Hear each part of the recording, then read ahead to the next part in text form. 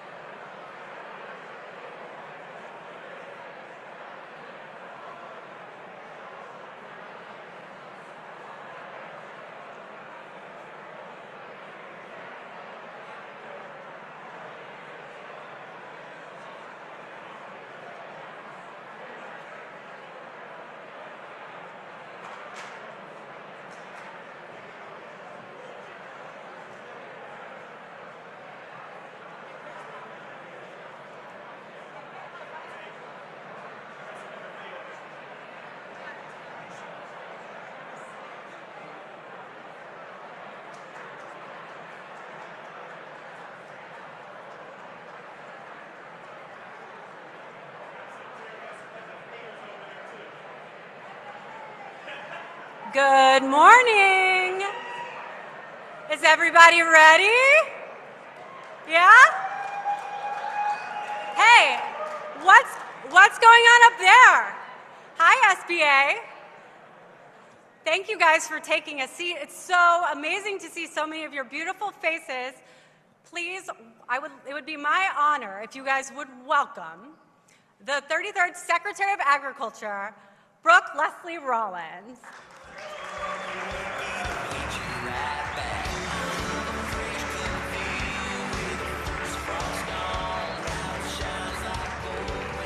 Good morning, good morning.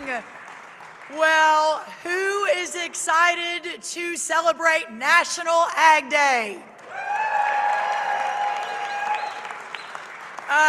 This is so exciting. I'm so grateful. I mean, you're going to get to hear from all these incredible people behind me. We've got another few on their way who aren't here just quite yet. But let's welcome our guests, Administrator Loeffler, Secretary Kennedy, Administrator Zeldin, Dr. Oz. They're all going to be here with us at USDA to celebrate National Ag Day. Y'all welcome them really, really big. And this isn't in my remarks, but did I see some FFAers in the, oh, stand up, please. Look at our future farmers of America. Let's go. Great to see y'all. And a very special surprise, my husband, Mark Rollins, joined down here on the end. Hello, Mark Rollins. He's actually in town for another meeting, but decided he didn't want to miss National Ag Day, so it's so great to have you. Listen, everyone, thank you all so much for being here. what an honor, what a blessing, what a joy it is to celebrate this National Ag Day. You all have some placards in your chairs. We're going to talk a little bit about that in just a minute. We've got a big announcement today. We've got a video on cue for everyone to watch in just a few minutes, and then we're going to get to hear from so many of our great partners across the government and others out on the Hill and out in the countryside. So again, I want to thank everyone for coming today and for joining us for National. It is National Ag Day, but we also have a little celebration on Friday with the President of the United States. So agriculture is back at the center of policy making in Washington, D.C. How great is that?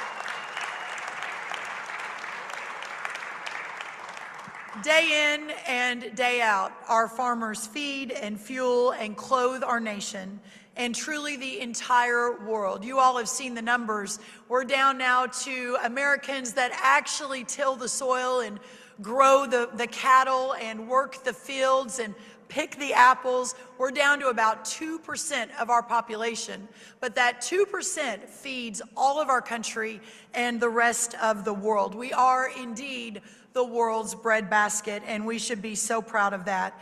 And today, on this National Ag Day, it is even more appropriate to celebrate, as this is America's 250th birthday. Our job and mission at USDA is making sure that all of our farmers and all of our ranchers and all of our producers are able to continue to do what they do best by empowering them to preserving their way of life, to ensuring that our farmers and ranchers aren't just surviving, which has been unfortunately the modus operandi for a long time now, but moving into a new era, a golden age, if you will, of prosperity and of thriving.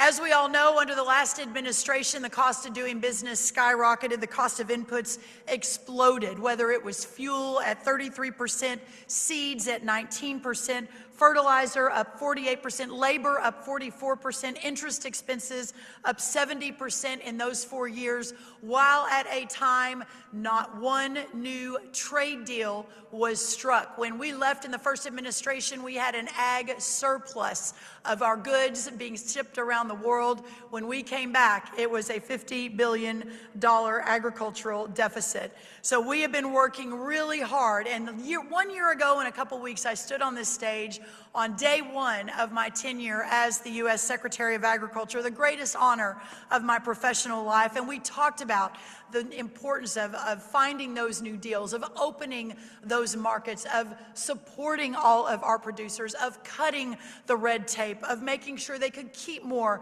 of their own money through tax cuts, thank you, John Hoeven, of ensuring that we could protect our family farms from the death tax and giving them the opportunity, Tucker Brown, of being able to give to the 8th generation the next level of ranching, et cetera, et cetera. And we have so much work to do, we realize that, but we are so grateful and so thankful for what we've been able to achieve so far. My boss, the negotiator in chief, we now have 18 new trade deals. And y'all, I think that deserves a big round of applause. 18 new trade deals. Whether it's the EU, the United Kingdom, Japan, Mexico, all of Southeast Asia, Indonesia, Thailand, etc. This is the foundation married to domestic supply. How about a year-round E15? Shout out, everybody. We're getting there, John Oven. 45Z, etc., marrying that expanded domestic supply with all of these new trade deals around the world. We've taken what was a $50 billion agricultural trade deficit 1 year ago, and we have cut that in half in 1 year. Our corn exports are up 29%. Our ethanol exports are up 11%. Our tree nut exports are up 11%, and there is more good news coming. Last year, understanding that we aren't going to get there overnight, that we do need to make sure that the most American of Americans, our farmers and ranchers, have what they need in the context of national security to ensure that these farmers can keep ranching, our ranchers can keep ranching, that we don't lose any more. We've lost 150,000 farms and ranches in the last decade or so. We have to stop that trend. And so whether it was the Farmer Bridge Assistance, whether it was the Emergency Economic Assistance, whether it was the Livestock Disaster Assistance, all of the programs that were moved out at the quickest speed in the history of USDA, we will not forget that those bridge assistance programs are so very important. But every farmer and every rancher I've ever talked to said, we don't want to farm for government checks. We want a farm to be able to sell our product. The righteousness and the dignity of the work should be enough. And so ultimately, the vision, of course, is to off-ramp. But in the meantime, working so hard to get those payments out. Just a few weeks ago, we announced our One Farmer, One File, making sure that before we leave in 3 more years, that every producer in America that participates in our USDA programs, and there's quite a few of them, that they can do it in the easiest, simplest way with one time, rather than having to move across all of the different agency projects. Within that first One Farmer, One File announcement, we launched the Farmer Bridge Assistance as the first piece of that to see how it would work. And in the first 4 days of launching Farmer Bridge Assistance payments married to our One Farmer, One File, we saw 50 times more producers sign up online than we did in ECAP over the 5 months of last year. Are taking it to the farmers and making sure they have what they need. Adoption is up over 5,000%. And of course, this is at a time where the president has asked all of us in the administration to do things more efficiently, to move them out more quickly. And while we were building One Farmer, One File, a big shout out to Sam and our IT team here. We had over 1,000 contractors spending more than $1 billion in FPAC alone. And now we have completely redirected all of that funding and all of that money and gotten rid of all of that outside bureaucracy. I just couldn't be more proud of that IT team, and we thank you for that. We've had a big round of applause. I'm sure they're here somewhere.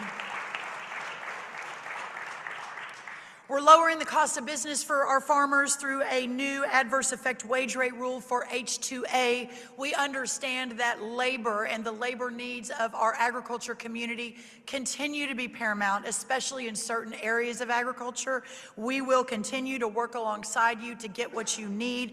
And our friends on the Hill are working on that round the clock. But just that one rule change last year in H2A will save our farmers $2 billion a year by changing that one rule. Lower labor costs.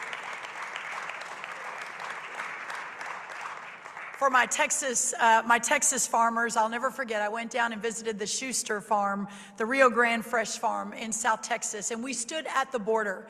And Courtney Schuster, an amazing farmer, a great Texas Aggie, she showed me where she was planting right next to the border wall, but what she had to pay under the current Biden H2A, all in with housing and transportation and all the things, was close to $30 to $35 an hour versus the workers across the border with the farmers on the other side in Mexico were paying $2 an hour for the exact same labor. There's obviously a medium in there somewhere, and that's what we're working to move toward. But ensuring that we cut that labor weight under the H2A by 40% has been, I think, one of the most important things we've done in the last year. I also want to mention the One Big Beautiful Bill, and Chairman John Hoeven is here. Welcome, big round of applause. His leadership has been really important. I know you represent a lot of your friends on the Hill, John, but I specifically remember a little lunch that we had last March as the One Big Beautiful Bill, the reconciliation process began. And he and Senator Bozeman and I had a conversation. What if we could perhaps this may be a crazy idea, but since no farm bill was passed under the last administration, since the reference prices were more than a decade old, since so many of our farmers were facing uncertain, perilous times, what if we could move a lot of the gist of the farm bill into the reconciliation, the one big beautiful bill? We didn't know if it was possible, but thanks to President Trump's leadership, thanks to the leadership of those on the Hill, especially this man sitting behind me, and thanks to so many of you, we were able to move so much of what the farmers and ranchers had been needing into the one big beautiful bill. Not only raising reference prices, not only updating critical farm programs, not only making the death tax exemption permanent, which I heard from so many farmers across the country, but also raising it to limit and indexing it for inflation. Not only all of that, but just the tax cuts so that our farmers and ranchers and small business owners can keep more of the money that they make. These permanent tax tools for our farmers, including 100% immediate expensing and small business expensing, which was doubled. These were key, important changes that were made, again, thanks to the leadership of this administration and our leaders on the Hill that have shown what putting agriculture and farmers and ranchers first really look like. And when we do that, and understanding that if we want to pass on freedom to the next generation, and if we want our children and our grandchildren to understand what liberty and freedom looks like, that farm security is national security.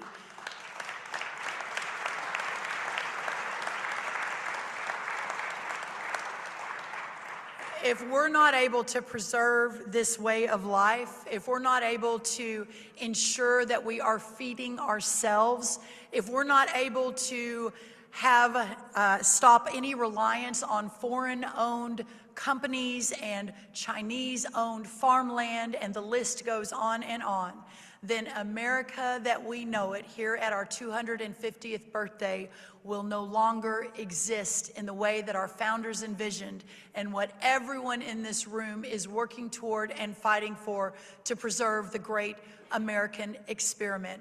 That is how existential I believe this work at USDA is, in partnership with so many wonderful people across our cabinet and across America. We just couldn't be more grateful.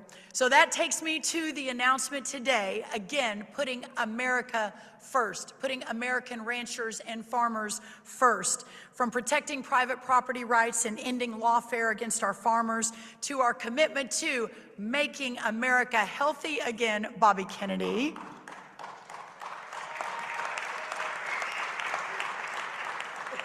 He'll talk a little bit about how important that is to our farmers. From expanding markets even more, not only abroad, but here at home, as I mentioned, to the Trump administration's massive deregulation effort. I remember when I thought getting rid of 2 old regulations for 1 new one seemed like a huge moonshot, and now today it's 129 old regulations out the door across the administration for every 1 new one that's coming in.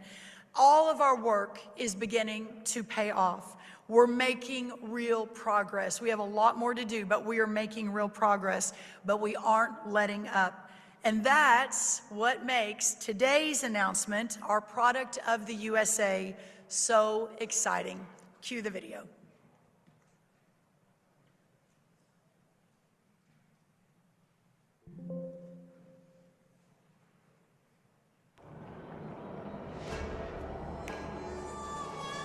It means a standard. An American standard. It means it was born here, raised here, processed here. It means the healthiest food for a healthier future. If you're going to use the American flag, It better be American. From start to finish, supporting American farmers, ranchers, And producers. This is what America looks like. Built on grit, backed by the people who live it. From generation. There's no faking the standard, Doug, when you see this label. It means exactly what it says. Born here, raised here, Processed here. from the land of the free. Product of USA.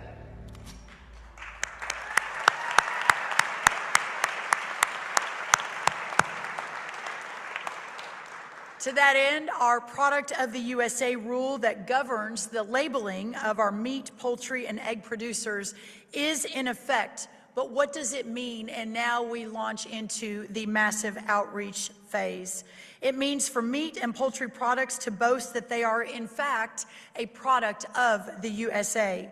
The animals now have to have been entirely born, raised, harvested, and processed here in this country, which is a change. It all has to happen in this country.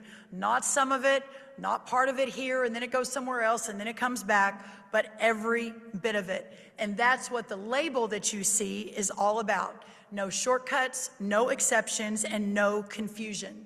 No more foreign beef being deceptively passed off as America's best. It ends today.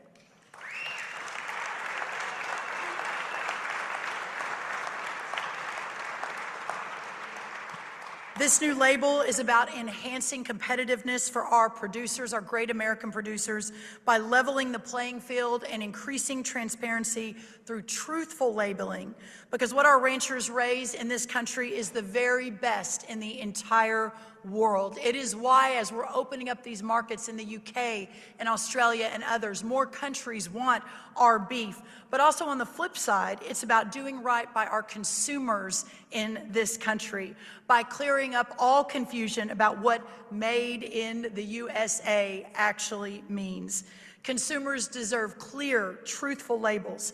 American ranchers deserve a level playing field, and that's what we are delivering.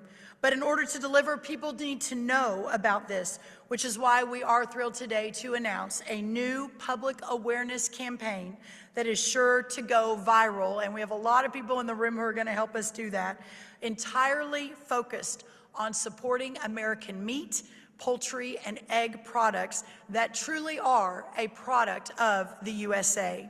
And to tell that story, as you saw in the video, we didn't go to actors, we went to the real deal. World rodeo champions like Rocker Steiner and Riley Webb and Cassie Mowry and Peyton Bray and Cooper James, men and women who live the Western way of life every single day. Just a few weeks ago, you probably all saw, we were all in the Oval Office with the president. The president had 15 minutes on his schedule to do a very quick meet and greet with these NFR rodeo champions. And about an hour and a half later, we were all walking up to the residence for him to show them the Lincoln bedroom. This president's heart and dedication and passion to our Western way of life and to those who represent it is real. Today marks the starting of an exciting new era for ag products made entirely here in America, and we just couldn't be more excited about that. Speaking of a new era for American products, for homegrown, locally produced products that will make America healthy again, please help me welcome, thank you all for being here, my great partner in this effort, our amazing Secretary of Health and Human Services, the incredible Robert F. Kennedy, Jr.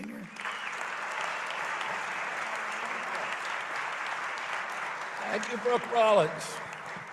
One of the great pleasures of having this job, and it's the funnest and best job that I've ever had, but is this partnership that and friendship between me and Brooke. We talk to each other almost every day. And that's the first time that's happened in American history, where an HHS secretary is actually coordinating policy with a USDA secretary. And we've traveled around the country together. We visited ranchers, we visited farms, local producers, and everything that we do is laser focused, as our president wants, on making sure that we have good, healthy food for the American people, and the only way to do that is by having prosperous farms in this country. The president recognizes that. He wants us to work together, and he wants us to make both things happen coterminously. When Brooke and I came in, we have the responsibility for signing off on the dietary guidelines. And the Biden administration had worked for 4 years developing new dietary guidelines. We came in on the same day, about a year and a month ago yesterday. And about a week after we got in, we were handed the new dietary guidelines that we were just supposed to promulgate at that point. They were 453 pages long. They were incomprehensible. Nobody is going to read 453 pages. No dietitian, no procurement officer, no school, no university, no prison system. Nobody is going to read that. And worst of all, they were all written by food industry lobbyists. And they reflected the same mercantile impulses that had driven Fruit Loops to the top of the food pyramid, which isn't even a food. And it's a food-like substance that poisons you. And they propagated this 70-year war on saturated fats and proteins in our country. That had taken whole milk away from our kids. That's critical micronutrients for their brain growth, their calcium, and for 2 generations, American kids were deprived of the most nutritious and appropriate meal they could because of industry lobbying. There was no study that showed, there was no real study, let me put it that way, because there was a couple of industry-funded studies back in the 50s that have been completely debunked that showed a connection between protein consumption and heart attacks. It wasn't science, it was dogma.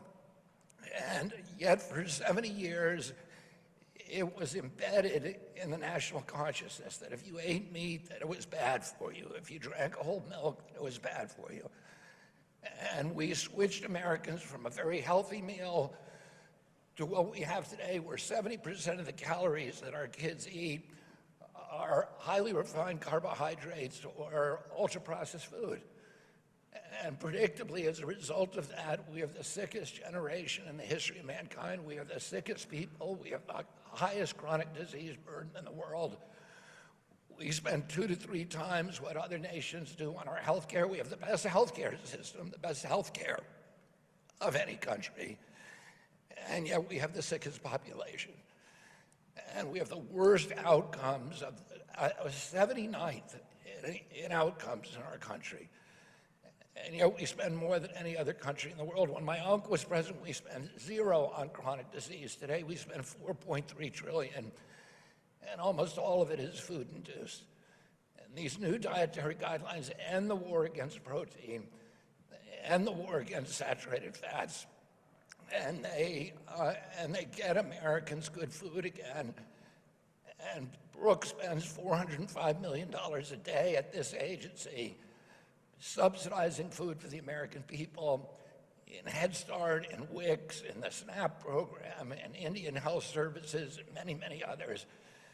And now that food is going to be good food. Our military is going to be getting good food.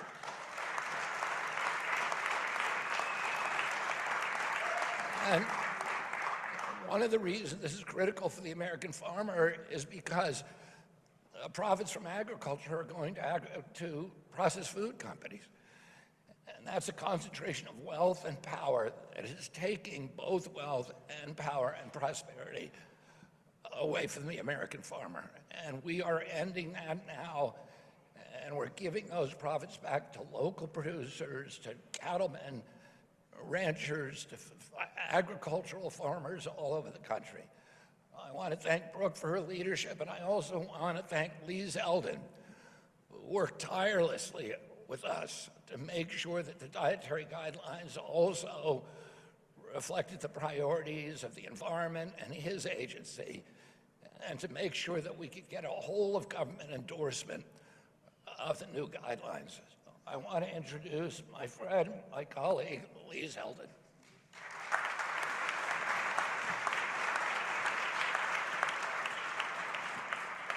Thank you to Secretary Kennedy, our chairman of the Make America Healthy Again Commission, and thank you to Brooke Rollins for hosting us here today. It's not such a big secret anymore that while Brooke is in charge of USDA every day in America is National Agriculture Day, it's on the top of the list and agenda, not just for her, but she makes it a top priority and focus all across the entire administration. To all the USDA employees who are here, thank you for your incredible service to the men and women who are here, who are the engine of the U.S. economy and our food supply. It is important for our leaders of agriculture, our farmers or ranchers all across America to have the tools that they need to be able to survive, to succeed, to thrive, to follow gold standard science, and for agencies like EPA to be transparent. And as many of Secretary Kennedy's biggest supporters say, it's an important need for us to be radically transparent with the American public. Our colleague from the cabinet is also here, Administrator Kelly Loeffler. It's great to be with you as well. And it just shows how important today is, and today's announcement is that you have 4 members of the cabinet coming together. And this is so Brooke Rollins right here, product of USA. And thank you, Brooke.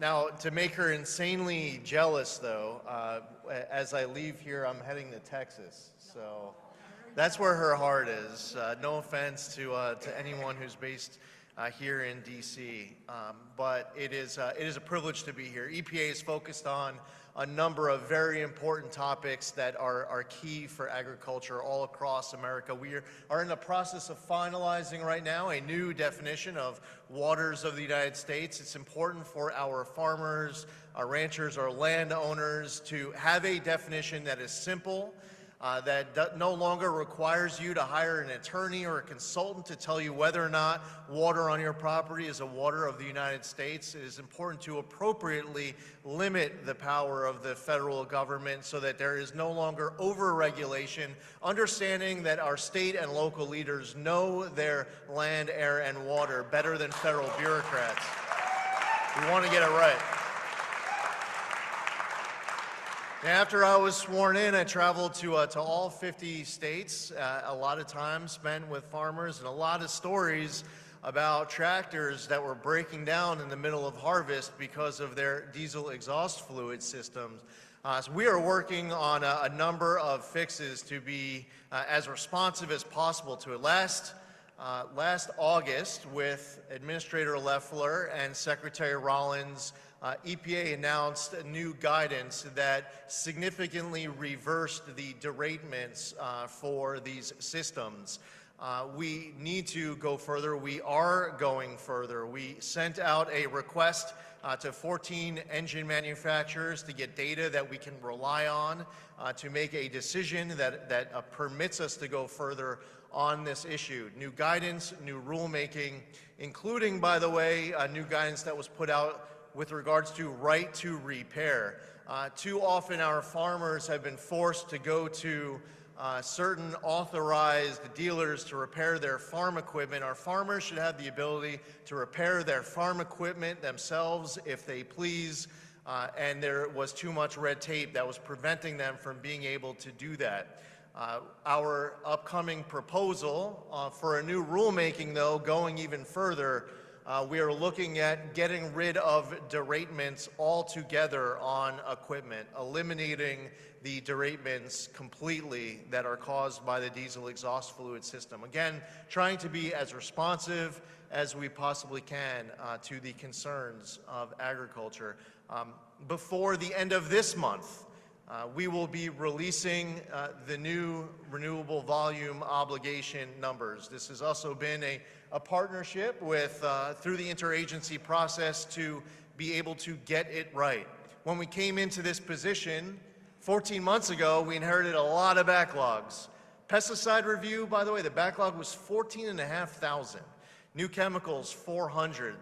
Small refinery exemptions, 175. But the renewable volume obligations were supposed to be set in November of 2024. That deadline was blown, but never again will that be blown. We are fixing that just like we are with all the other backlogs that were inherited and processes that needed to be fixed. It is important for this administration to follow the law, and for us at EPA, it has allowed us to pursue a lot of necessary deregulation, as was referenced by Secretary Rollins so eloquently. The Supreme Court, in a decision called Loper-Bright, overturned what's called the Chevron doctrine. What that means is that no longer can a rogue, unelected bureaucrat like you might find at an agency at the federal government, no longer can you just get creative with the federal law, look at a law and say, well, I guess because it doesn't say we can't, I guess that means that we can. No, we're going to follow the best reading of the law.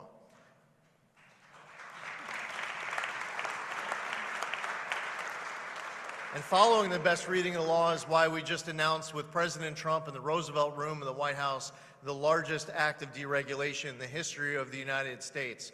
We believe at the EPA that you can protect the environment and grow the economy. It's not a binary choice between the two, where in order to protect the environment, we have to suffocate entire sectors of our economy out of existence. And our farmers who are here need the support of the federal government every day. And Secretary Rollins making every day National Agriculture Day all throughout the federal government is the leadership that we need, and it's an honor to be here alongside her for today's very big announcement. So thank you to Secretary Rollins, to the Deputy Secretary here, and to all of the leaders of USDA, to Zippy Duval and for his leadership with the Farm Bureau. And without any further ado, it is my honor to introduce a woman who's in charge of the Small Business Administration, but someone who is a Georgian at heart, someone who never forgets the farmers and often calls me up on issues that at times you might think have nothing to do with the Small Business Administration,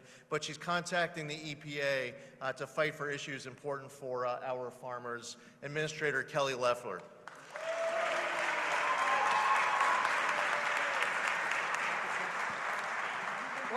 Wow. Well, good morning and happy National Agriculture Day. What a great honor to be here to celebrate it with all of you. Thank you, everyone at USDA. No one does it like USDA. I mean, this is epic. I have many members of the SBA here. We're so honored to partner with you, Brooke, with Secretary Rollins, Mr. Deputy Secretary. Thank you. So look, President Trump understands that the American farmer, rancher, and agriculture industry is vital to our national strength and security, and that's why he's stood with all of us since day one. And it's also why he's entrusted this great agency to Secretary Rollins. Brooke, thank you so much for your dedication to agriculture every single day, for your friendship, for your leadership, and frankly, that goes for everyone on the stage here. It's such an honor. No administration has been more dedicated to America's original small business owners, the farmers, the ranchers, the agribusiness leaders. You create the fabric of our nation. It's woven together in a strong patchwork of rural America that keeps our country fed, fueled, clothed, and free. Like many of you, I was born in rural America. I was raised as the fourth generation on my family's corn, soybean, and cattle farm. I worked the feedlots, the soybean fields, and my parents actually had me fill out a little yellow time card when I worked in those fields to see how hard it was to earn $1. I'm grateful for that. And in the summer, I was able to show my feeder cattle in 4-H, along with my friends who had hogs, sheep, goats, and horses. I truly, and you would expect that my parents met at the Houston Livestock Show, so it was preordained. And now today I treasure my memories, whether it was sweeping machine sheds, taking lunches and dinners out to the field to my dad and grandpa to sit on the tailgate of a pickup truck for 5 minutes to eat with them. I listened along with my mom and grandmother to the futures prices at the Chicago Board of Trade on our AM radio so we could report them out to the guys in the field. But I also saw my parents struggle, not just with weather, with insects, with markets. It was the cost of rising regulations, the unfair trade balance, and the hollowing out of rural America. All of that only grew worse under the 4 years of Bidenomics, which heaped pain on farmers and ranchers. And today is all about making sure that that never, ever happens again. It's about reversing the damage that threatens to erase 250 years of America's hardest working industry. And it's about committing to the next generation of producers like my brother and nephew, Brian and Colin, who now run our 5-generation family farm today. President Trump is fighting for all of you, not Green New Deal radicals, not big government bureaucrats. He knows the grit and the faith, the toil and the tears, and the calluses and the intellect that it requires. He knows that those who wake up well before dawn, not knowing if they're going to break even, are essential to American strength, national security, and well-being.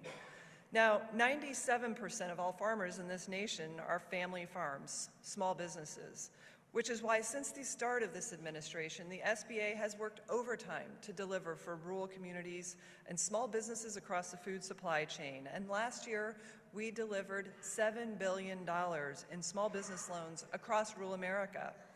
We moved 30% of our workforce out of Washington, D.C. and into the field. That's where our small businesses are, and we moved them out of sanctuary cities into our heartland where our main streets are.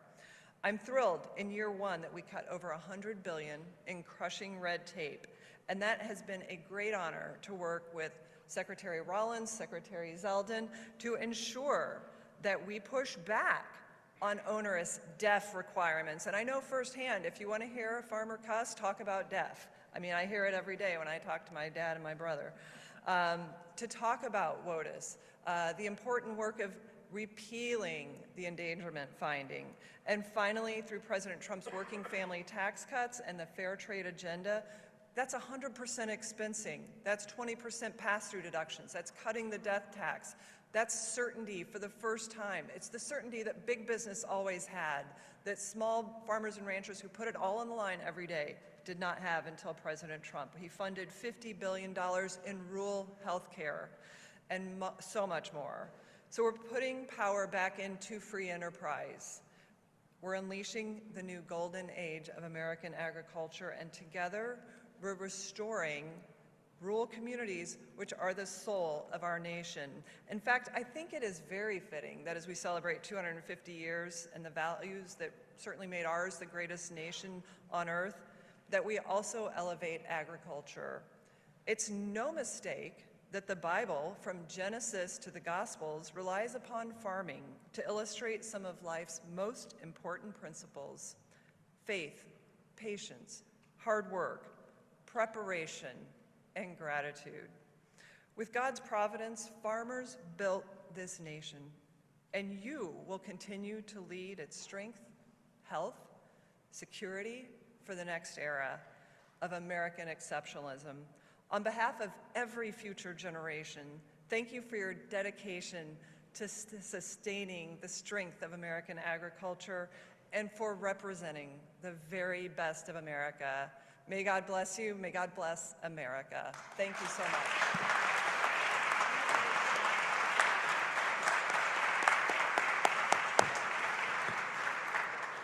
It's so great to have such partners in the cabinet.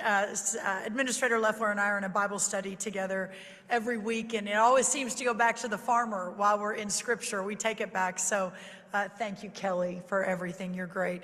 Our next speaker, the incredible Chairman John Hoeven, the senior senator from North Dakota, former governor. One of the very first conversations I had when I was named to be the Agriculture Secretary, no one more committed to this community than this man. And Senator, we're just so grateful for all you do. Chairman John Hoeven, everybody.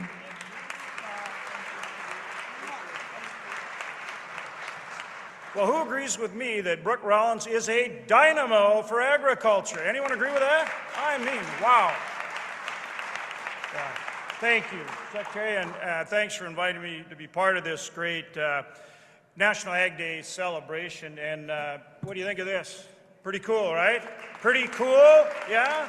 Product of USA.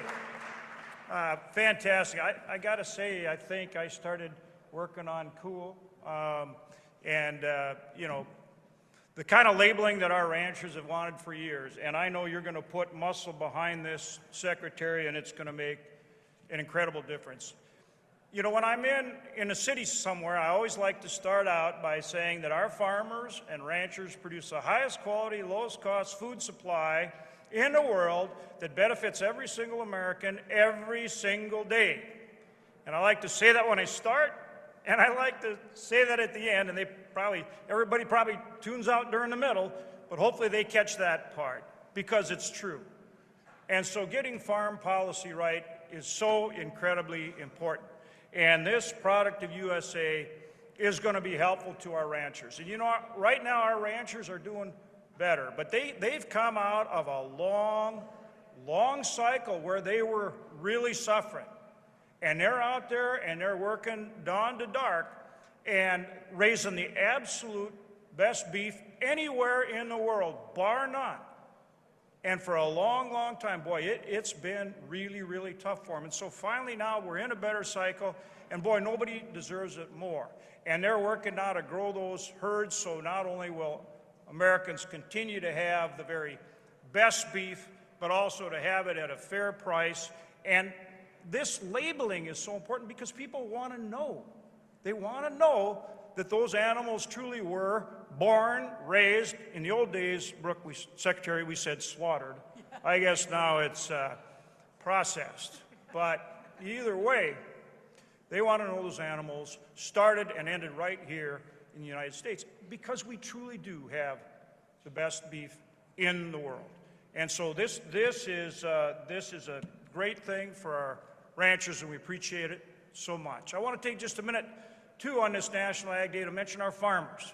And we got Zippy here, and you know, we appreciate this great work on behalf of our rancher secretary, but we know how hard you and the Deputy Secretary of Vaden, the Undersecretary Fordyce, who was in the front row a minute ago, we know how hard you're working for our farmers, too.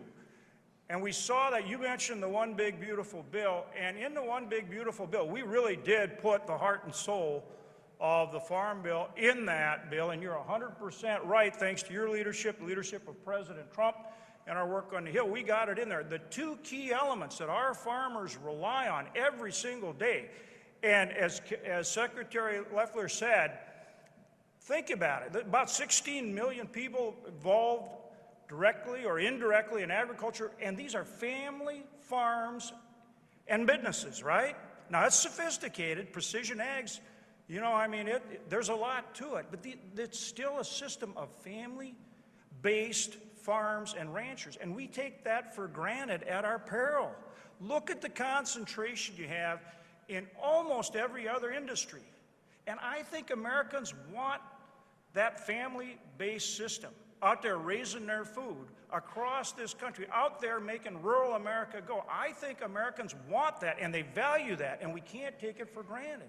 And that's why it's so important we have the right farm policy that supports that network of family farms and businesses. And that's what we did in the One Big Beautiful Bill by finally getting the reference prices for ARC and PLC updated the way they need to be. We've got them now for 7 years and indexed. And then we also put crop insurance in there. I had a crop insurance bill. We put that in there as well that helps with good crop insurance. So year in and year out, that's the #1 risk management tool that our farmers have. And we've got to get, now the marketing year ends in October. We got to get our guys to October. So again, Secretary Rollins, President Trump, Deputy Secretary of Vaden, they stepped up with the Farm Bridge Assistance, right? And we're going to do more on that. We're working to do some more on that Farm Bridge Assistance to get our guys through to October. You'll see that as we work on the supplemental here. We've already been hard at work on it with Secretary Rollins, with the White House, and with the guy you're going to hear from next. And I know we're all just kind of the warm-up act for Zippy Duval, but he's been a dynamo for that as well, and we appreciate it so much. Look, Lee Zeldin said it right. I mean, as far as I'm concerned, every day should be Ag Day. And for me, growing up, it kind of was. I mean, my grandfather had a cattle ranch, we had horses. I come from rural America, and coming from rural America, that's why every time I'm in the city, I start and end my talks whenever I can our farmers and ranchers raise the highest quality, lowest cost food supply that benefits every single American every single day. Have a great National Ag Day.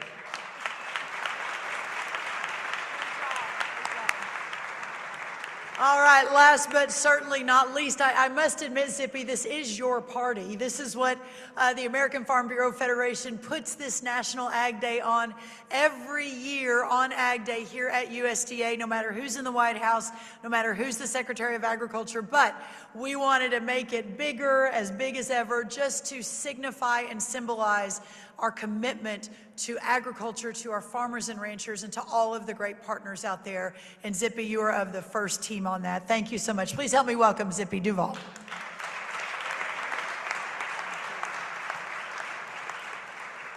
Well, thank you, Madam Secretary, and I'm carrying a heavy load this morning representing all the farmers and ranchers across this country.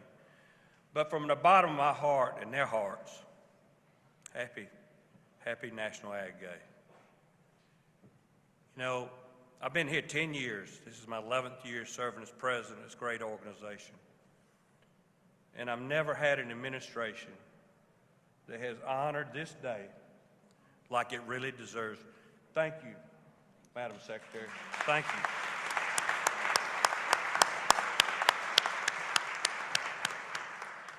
You know, to stand on the stage with multiple cabinet members and a president that talks about farmers being his friend and mentions agriculture almost daily, it's historical.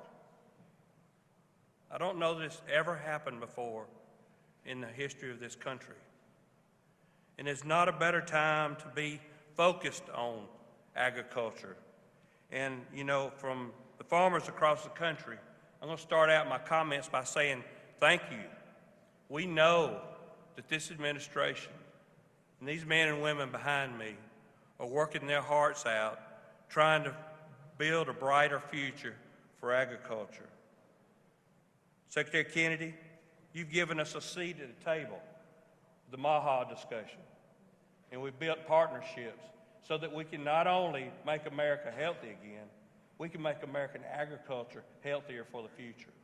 Thank you.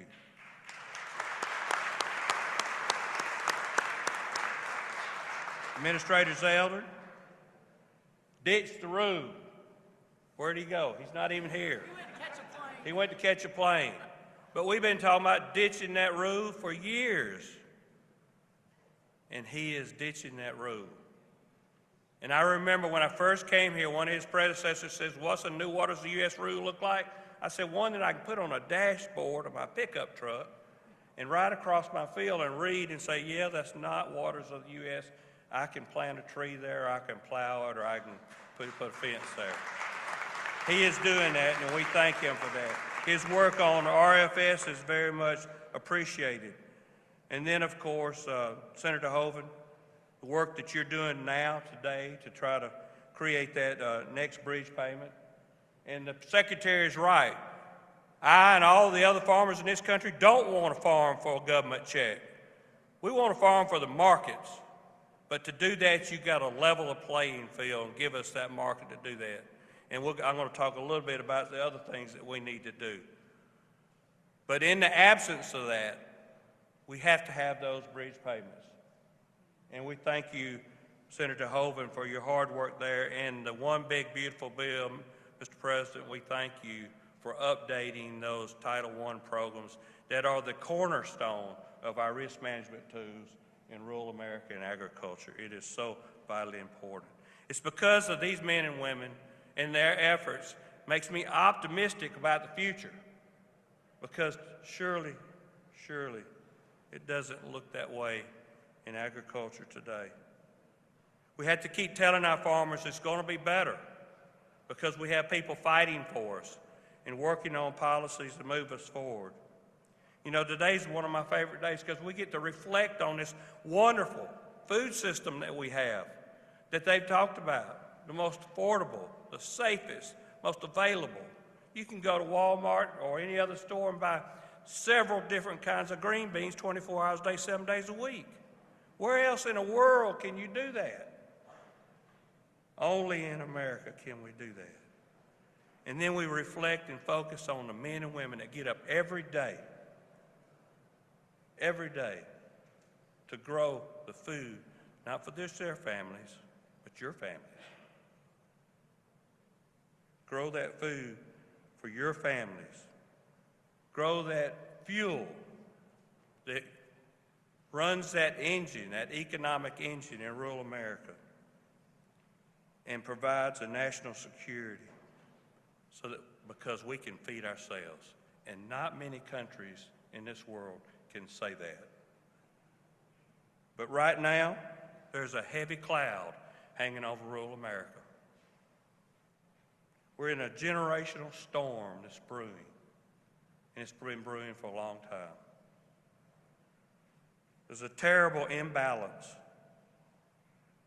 We live in a time in agriculture where cost of inputs are higher than they've ever been before. And you heard the Secretary talk about the increases that's happened over the last few years.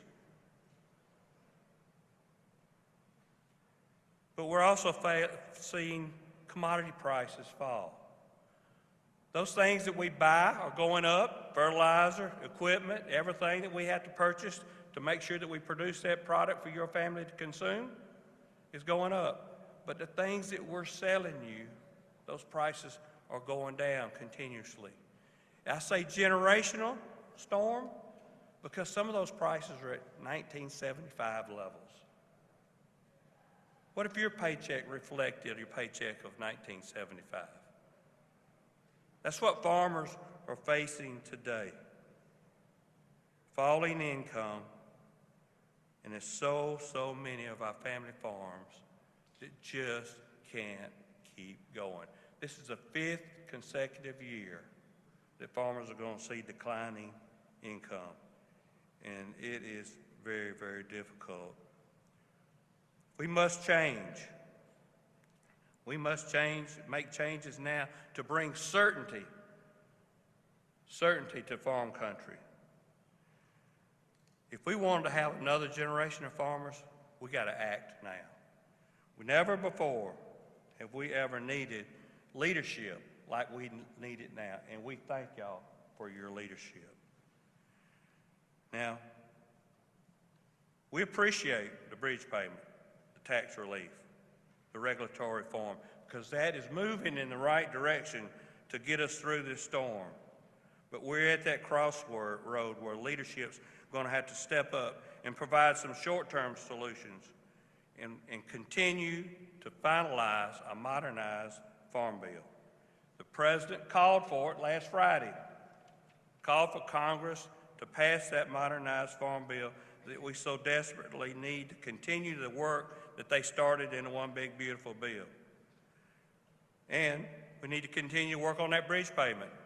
Yeah, we don't want that government check, but if you want us to get to the benefits of the One Big Beautiful Bill, we have to have that for farmers to be able to survive this storm and get there and continue the wonderful work that's being done.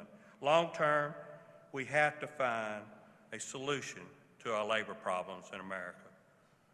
These young men and women in the blue and gold, they probably in their heart desire to farm, but they can't go back to their family farm or create a farm without having labor to work on those farms. And we have fought that battle for many, many years. And then other long-term solutions are year-round E15 and increased domestic use of the products that we grow in America, grown by Americans, and using it here in our country. It is so important for us to do that.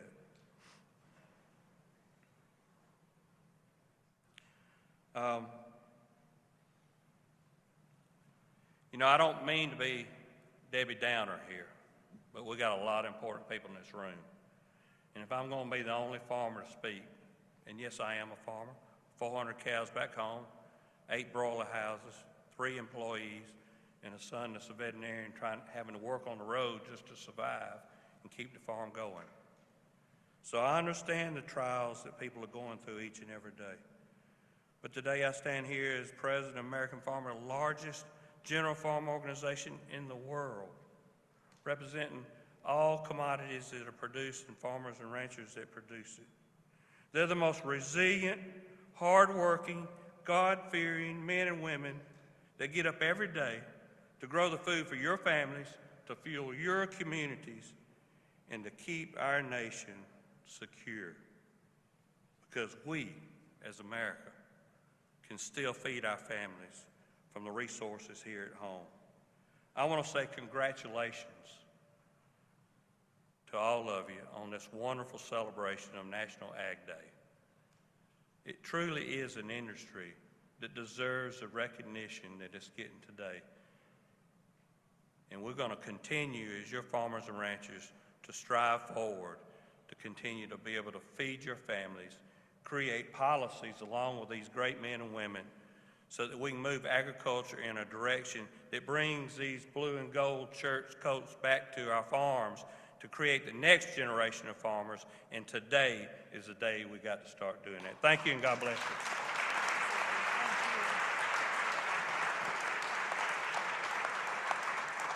All right, everybody, let the celebration continue. Let the words heard today ring true. Let us never take our foot off the gas pedal as we continue to move forward, make progress to reverse the, well, as Zippy mentioned, the years and years of bad policy. But the future is bright. I sincerely believe that. I was in Nebraska yesterday with some of those ranchers that had seen the worst in their lives, the fire, but the resilience, the love, the dedication, the passion, the meeting, the moment that God has called them, all of us in this room, all of the leaders on the stage too, is right now. And may we continue to fight and win as we work to make American agriculture great again. God bless you all. Thank you all for being here today. Thank you.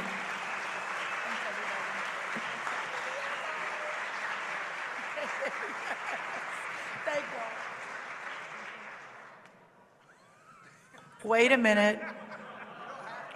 They pulled a trickie on me. Dr. Mehmet Oz snuck in from the right. What a way to end us today. Oh, I didn't see you over there.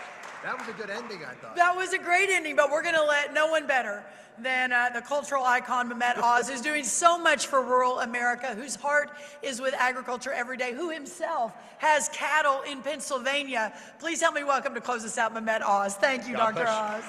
I sort of like that ending she had. So first off, it's a great pleasure to celebrate Ag Day, but I've got to speak from the heart and say that what agriculture is doing for America is so vitally important, and just look at the health of the country. I want to celebrate Secretary Kennedy, who has, from day one, been powering through messaging around how important food is. It was the original medicine. It was spoken about in days of Hippocrates as the fundamental way you keep a population healthy, because you're going to pay for it one way or the other. And you got to say, if I was a farmer, I'd be playing up the fact that we can either pay now to have healthy food, or you pay me later to pay for the insurance and the health hospitalizations and the health crises that result if we don't deal with this correctly. That's that great Jefferson quote speaking about the value of agriculture at many levels. Obviously, there's a value because it builds wealth. He thought it was the greatest occupation to have for that reason. It builds moral and ethical foundations, but it makes you happy. And being outside has a great role in keeping our country grounded to the values that created it. But rural America, which is where our food is grown, where our health can culminate and can originate, is also a place where we have a major crisis. Because getting access to health care in rural America is more difficult than it has ever been. We have a massive life expectancy difference with rural America bringing up the bottom of the when you look at the lists of people and how long they live compared to urban America. These are not things that should be tolerated for a area of and a occupation in our country that is so vital to our well-being. So the 60 million people living in rural America were struggling, and President Trump and the Senate and House leadership got together and did something very brave. They passed inside the Working Families Tax Cut legislation, also called the One Big Beautiful Bill, a massive $50 billion investment in rural American health. To put that in perspective, that is 50% more money than we spend right now in rural health care. It is the largest, most ambitious investment in rural health care ever. And this president demanded it, insisted on it, because he thought that was the right place for us to invest money where the heart and soul of America have originated and lives, which is in rural America.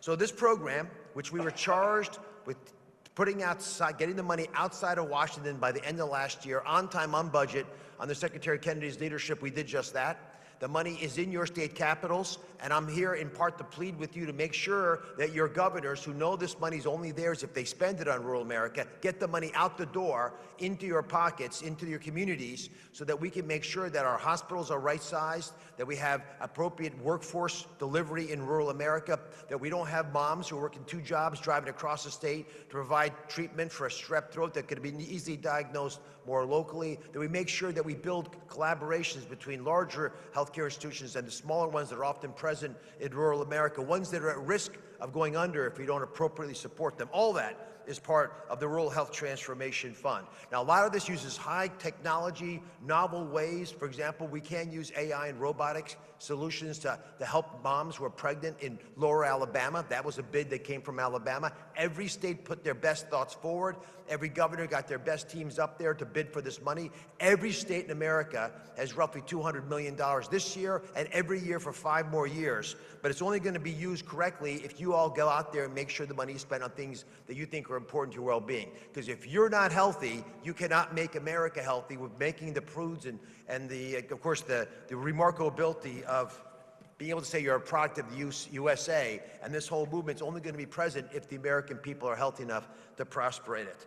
You keep us healthy, you keep us strong, you keep us first. We owe it back to you to do that, and the Secretary's pledged this, and Health and Human Services will be with you. And Secretary Rollins, thank you for making ag cool. It always has been. You make it even cooler. God bless you.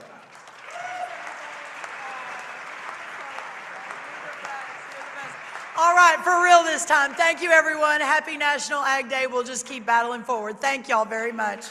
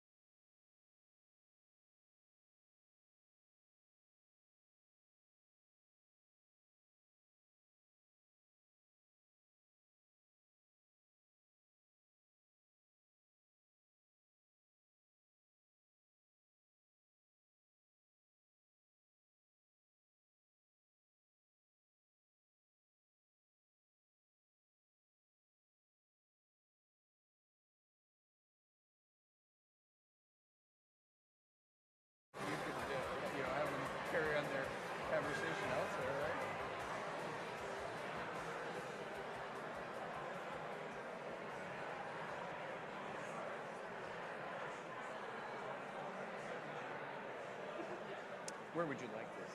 We can probably move this. We can see them, but maybe if you leave that way. Move this, please.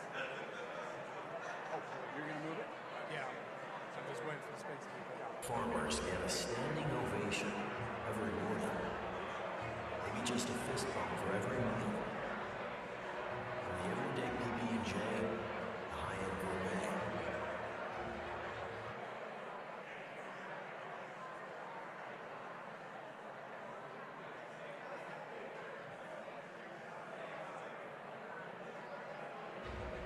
Why don't farmers get a standing ovation every morning? Maybe just a fist bump for every meal. From the everyday PB&J, the high-end gourmet. Or a thank you note next time biofuel powers the truck that completes a delivery.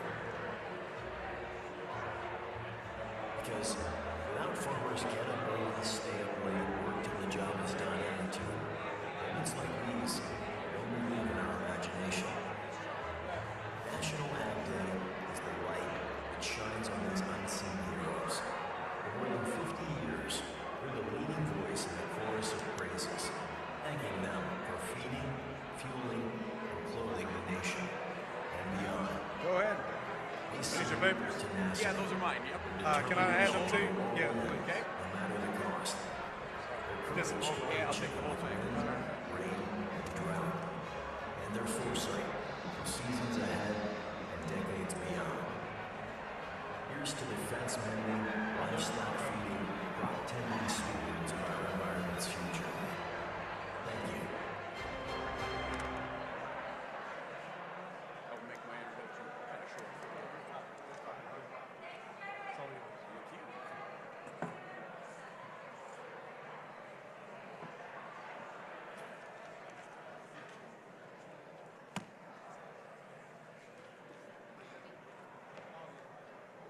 Okay, thank you.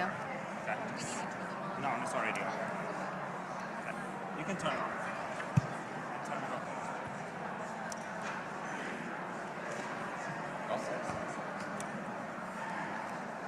All right. Please join us in the front. We've got all of these seats are available. Just like school, you can take the front row. You won't get called on.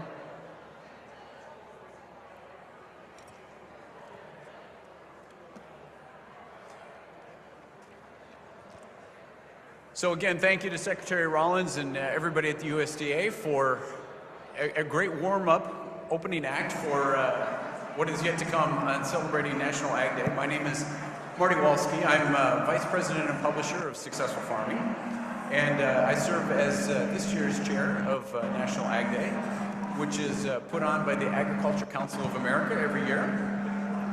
It's a time for all of us to come together as producers and agriculture stakeholders to recognize the greatness of American agriculture, and we've got an extraordinary program lined up for you this morning. First, we're going to hear from the future of agriculture that is represented by students coming together from FFA, 4-H, AFA, Manners, and the Tribal Agriculture Fellowship, and they're going to address the theme for today, which is Agriculture, Together We Grow. And it's my honor to be able to introduce the moderator of that panel, which is standing right behind me, Dr. Jay Hamby, who is the director of the United States USDA National Institute of Food and Agriculture. And he's going to share a few words and then get into our panel discussion. Dr. Hamby.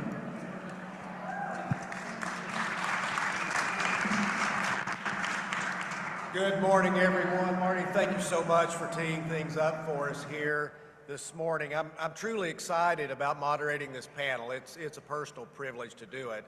And as we think about youth leadership in American agriculture, I know many of you are actually products of this system. Is that a fair assessment? We also have a number of volunteers, ag teachers, and others who engage in developing and preparing this next generation of agriculturists in this room. Is that true as well?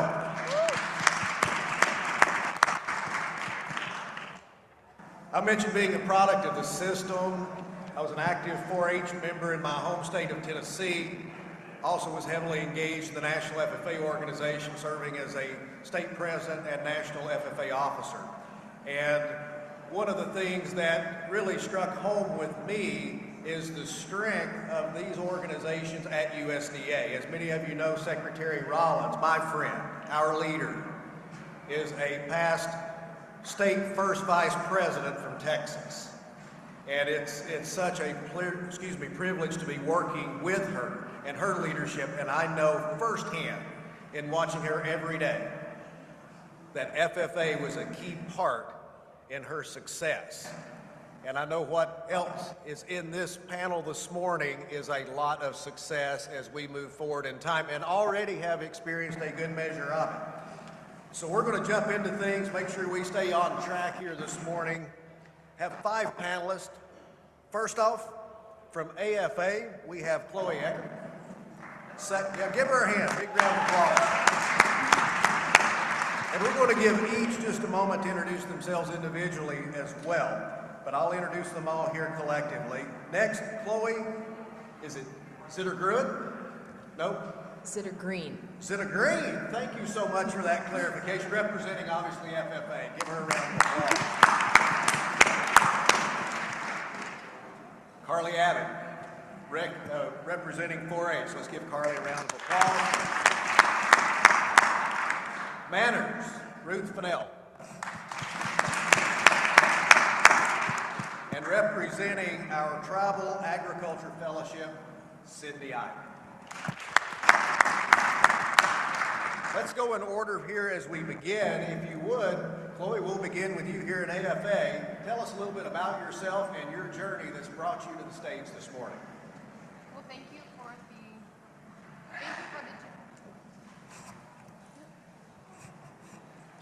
Thank you, Chloe. Thank you for the generous welcome, Dr. Hamby. Hello, fellow agriculturalists. My name is Chloe Ecord. I am from rural America, rural Kansas to be exact, where I grew up showing hogs and helping out on the dairy. I now attend school in Western Kansas, where I study agriculture communications and minor in ag business with future hopes of developing policy. Today, I am representing AFA, which stands for Agriculture Future of America. We're actually headquartered out of Kansas City, so I have the shortest drive on the team. We are a nonprofit that serves college students interested in food and agriculture across the nation. So we have a pretty wide reach. We are able to do this through hosting a leaders conference in the fall where we connect students with industry professionals, where we offer them mentorship as well as future career exploration. We also have 6 institutes which are more specialized. Those are conferences held across the country that are industry specific.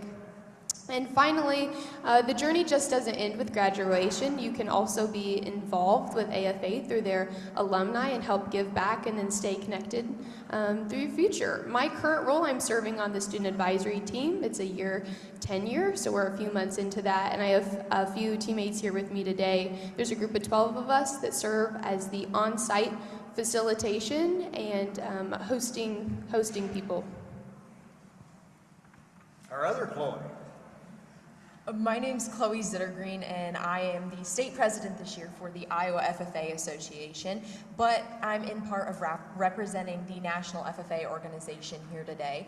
And for those of you who aren't familiar, you've seen probably me and some of some good friends of mine walking around in our blue corduroy jackets, but the National FFA organization is the largest student-led organization across the country. With over 1 million members, we strive for personal growth, career success, and premier leadership, and helping build those soft skills and those career skills that the industry is looking for every single day within students in agriculture, and really honing in that agriculture is for everyone, and that you don't have to grow up on a farm to be in agriculture, because agriculture affects everyone every day. And so we're really trying to grow those skills within students and truthfully prepare them for a career in the future and be the future leaders.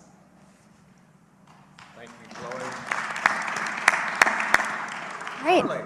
Hi everyone, my name is Carly Abbott. I am from the eastern shore of Maryland, about 2 hours away, a small town called Trapp. I was in 4-H for 11 years before I became a 4-H program assistant and then also serve on the National 4-H Council's Young Alumni Advisory Committee. 4-H is the largest youth development organization in the country. We serve 6 million youth and we hope to serve 10 million by 2030. We are so excited to be here. We try to show life development skills to youth as well as giving ag, science, any kind of project area a chance. We are in every zip code in the country thanks to our land-grant universities, and the National Council's Young Alumni Advisory Committee is a way for 4-Hers ages 5 to 18 in traditional 4-H. Once you age out of that, our alumni are able to come in here. We're all between the ages of 18 and 24, and we're able to give our voice to the council and share our experiences, especially since we recently aged out of 4-H, and try to help make decisions to make 4-H even better. Thank you, Carly. Ruth.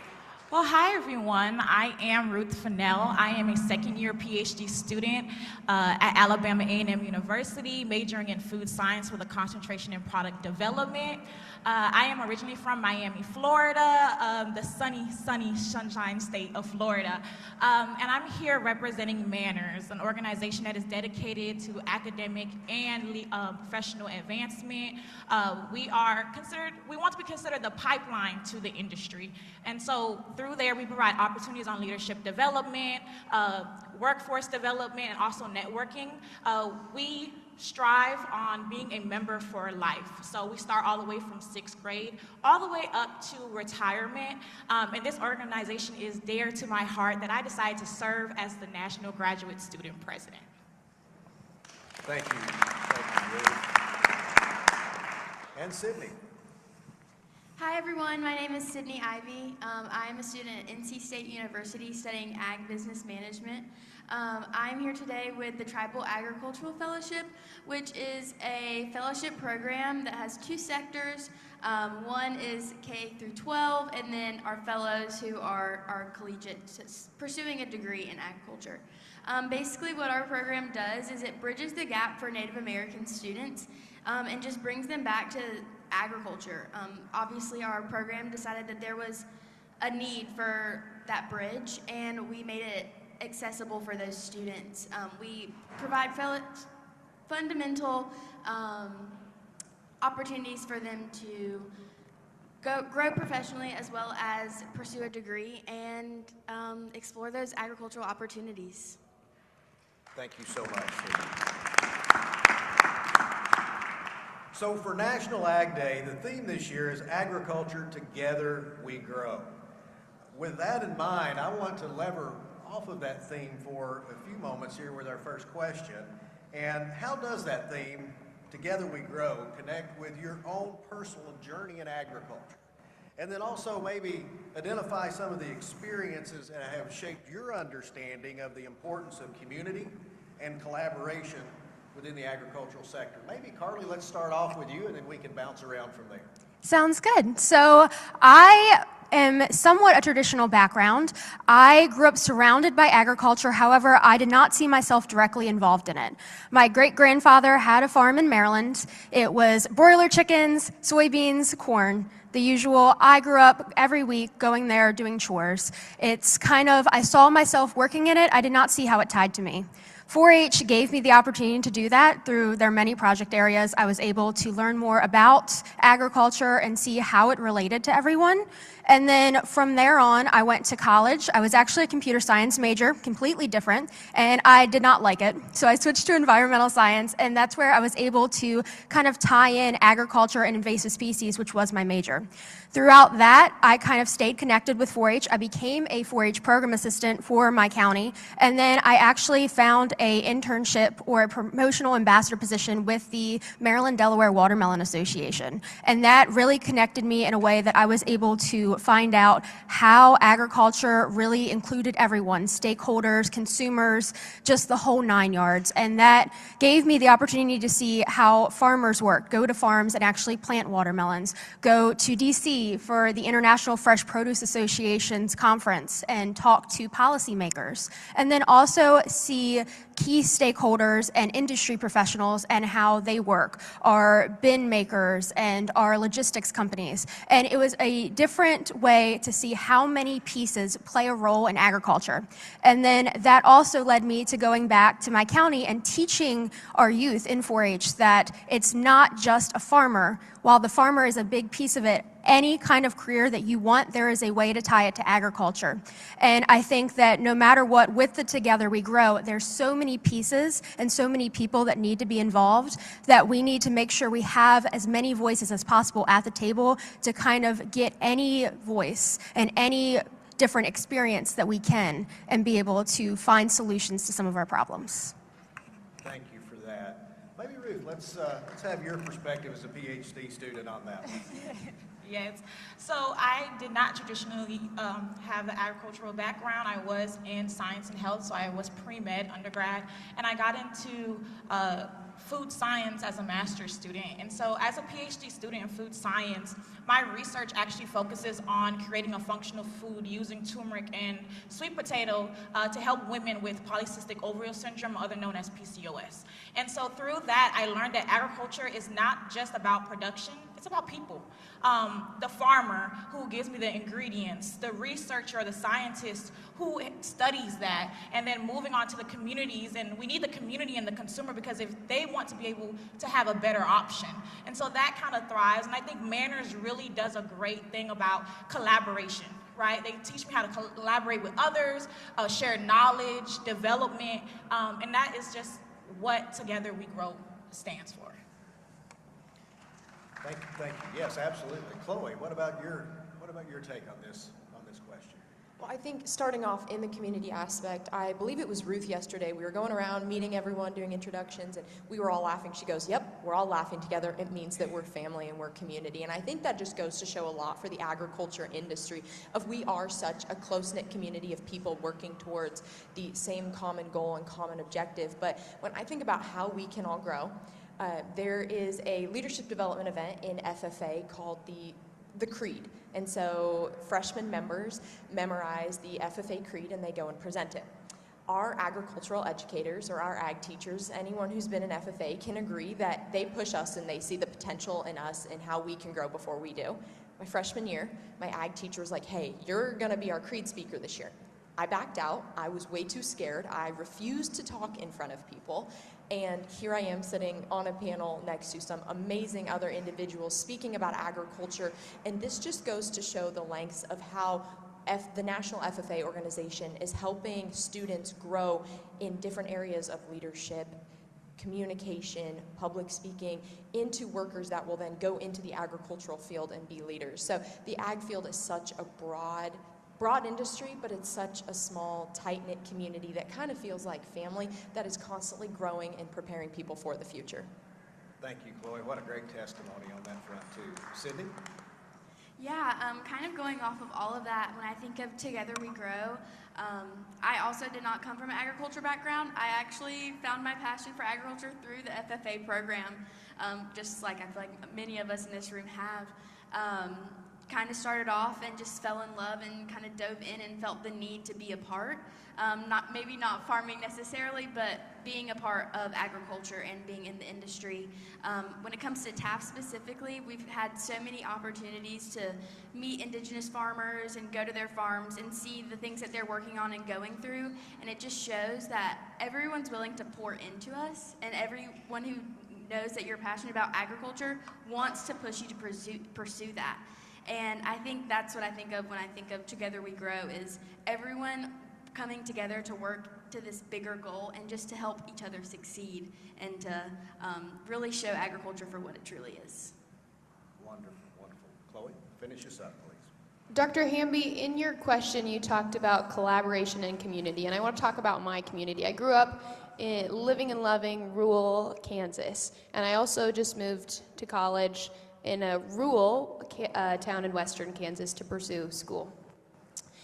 Through that, I've learned that a successful small community, rural community, is only capable and able to do that through thriving agriculture, a successful main street, and a community that backs them and wants to spend their dollars within that community.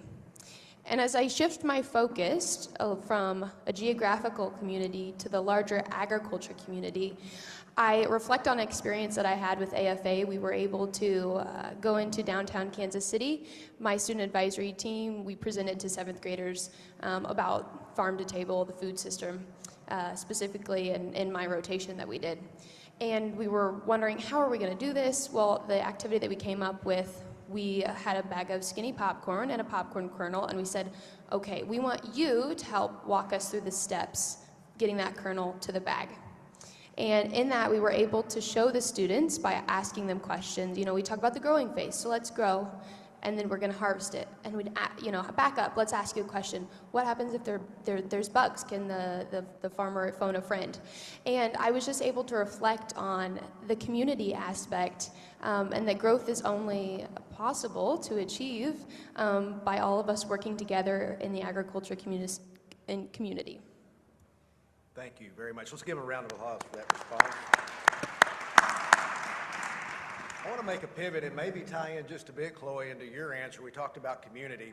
Several years ago, I had the opportunity to facilitate a listening session with industry stakeholders with the National Pork Board out in Iowa. And as we were talking, and Secretary Rollins mentioned this earlier, that we have fewer than 2% of our population actively engaged in production agriculture.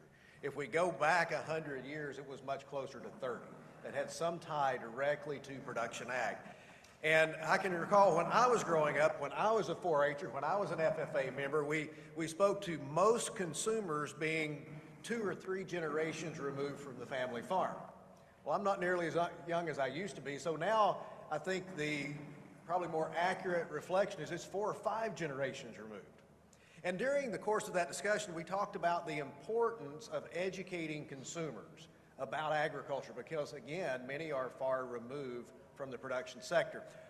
One of the stakeholders made the comment, she said, education is important, but we need to think about it in a two-way stream. We need to engage with consumers.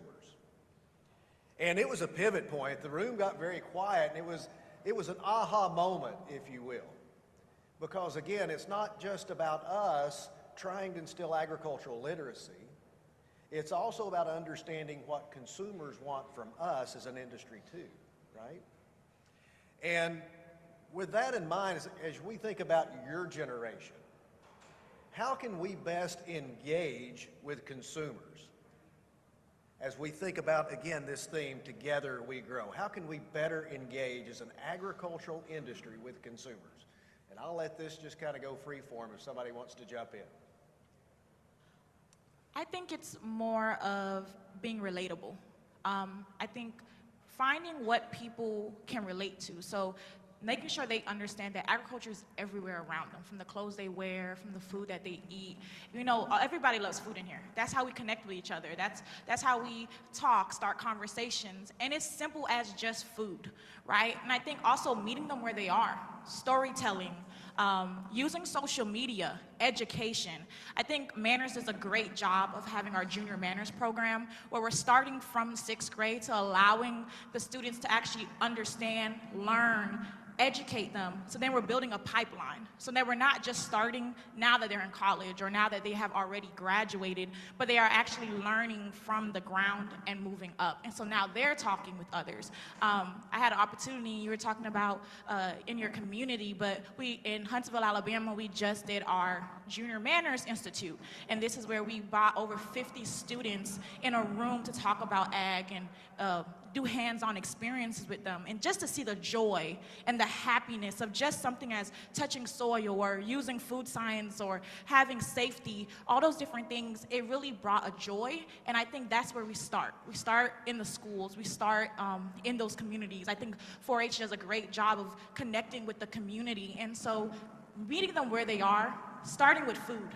Hey, this is food, this is how we start with that, and then using social media, storytelling. Your story matters. Your experiences matter. We're standing on the stage talking about our experiences, and we're touching someone, even if it's one person, and then that person starts to touch a next person. Thank you for that, Ruth. Someone else. Yeah, I agree completely with Ruth, everything she said. Social media, storytelling, going out to the consumers and talking to them, the people that are removed, and telling them our story and the people that we know's story. You know, sometimes we meet farmers from Nebraska, from Arizona and New Mexico, like I did today, and they're not going to be able to share their story with some people in Maryland when I go back, unless they come to Maryland. So I can share the story and their information that I have learned and give them examples of why agriculture is so important. Things like 4-H does, we go to county fairs, we have our state fairs, we go to community events, and we have a really good program when it comes to reaching youth ages 5 to 18. We can relate to them and show them there are so many careers and things to do in agriculture. We have a curriculum in Maryland called Ag Exploration that I love to teach, and it's a way to explore agriculture and all of its careers and the different ways you can get involved. And I think doing that, but also reaching adults. Today is a perfect example. National Ag Day is a way that the public can see what we do as an industry, as associations, as organizations. And it's an amazing way, but we can't just open a window. Today, I see it as a window. You're opening a little chance for the public to see what we do. We have to make sure we open the door and allow them to come in so we can hear their voices and so they can relate to us and learn our story as well as we learn their story. I'm just going to echo what both of them said. They had great answers when it comes to social media and community engagement. I mean, we're also connected via our devices today. You go for a meeting with someone, you may be asked, do you want to go team Zoom or are you coming in person? So being in a world with such high engagements through our phones and cellular devices, our computers, social media really pivots out, as well as our media outlets. How are they helping support our farmers through their coverage? Are they shedding a positive light, maybe a not so great light on that, but also the youth involvement like they were talking about with Manners. I know there are tons of different agricultural groups that do ag in the classroom, getting students exposed at a young age to that education point of agriculture and showing them that the food we eat every day, just like they were talking about, is agriculture, and we all have a tie, even if that is 5 generations removed. And I think a lot of it, especially when it comes with social media, is being able to hear people out as humans. People ask questions because they don't always know the answer. Heck, I see things on social media every day and I'm still learning about different sectors of agriculture that I'm not familiar with, but being able to have a civil conversation with someone and have genuine curiosity about a topic in agriculture, or asking someone, why do you do this XYZ thing this way? And being able to hear them out, I think, is a great thing that comes from both producer and consumer side of educating all about agriculture.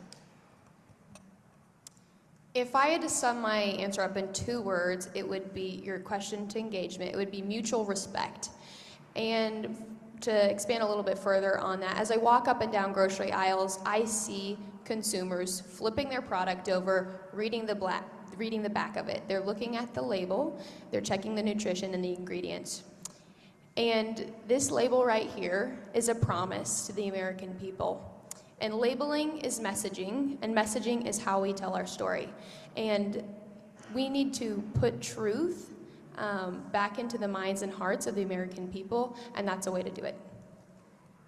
Okay, I'm gonna kind of sum up everything that everyone said, but I really do believe the conversation really does start with good communication and trust, but going both ways, just kind of like you said, like a mutual respect.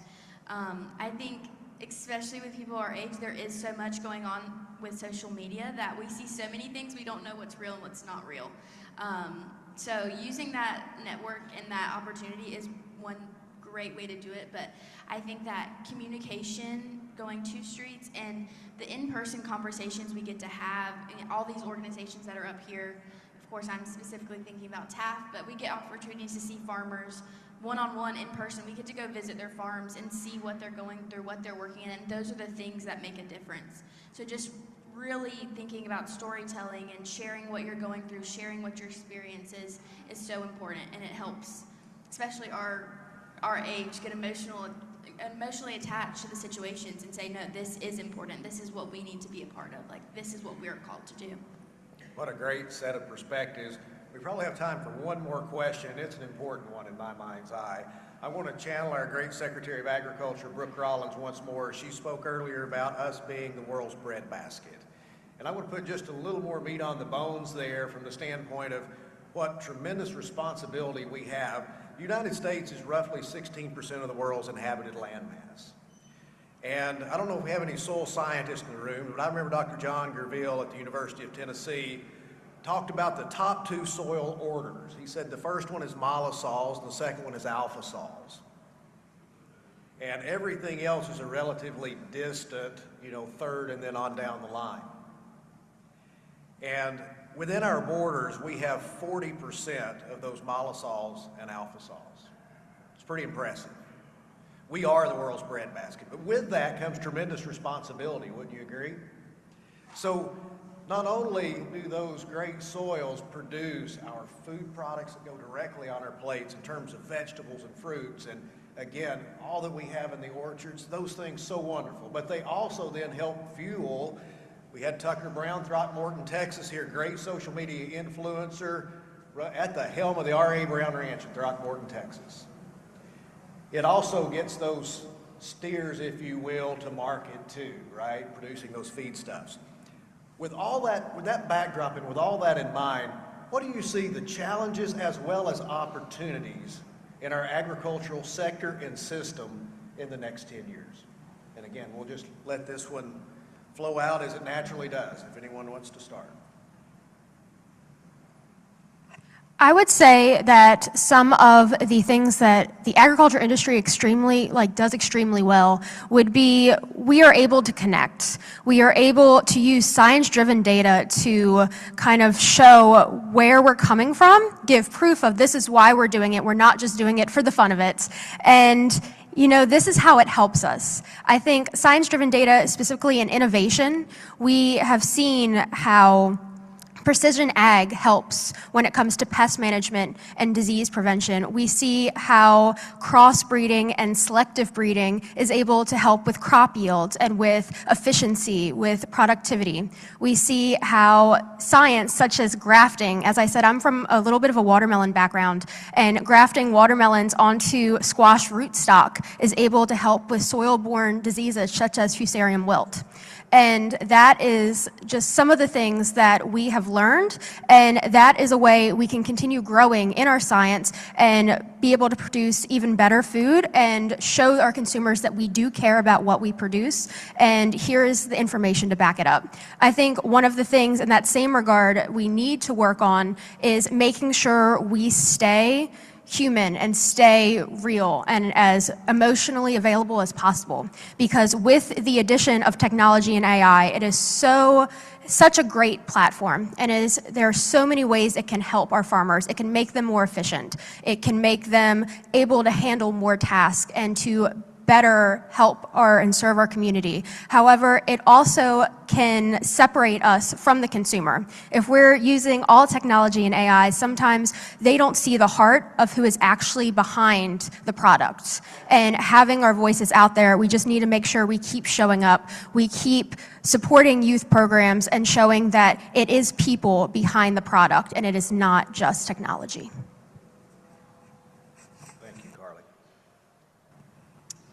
I appreciate your question, but I do not have a crystal ball, Dr. Hamby. But my thoughts are this.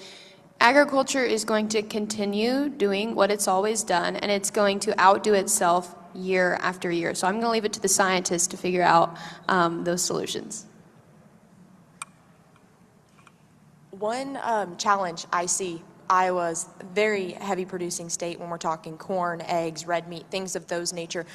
Our farmland is being bought up by different, I'm going to say storage areas, whether that is going to be for AI centers, data centers.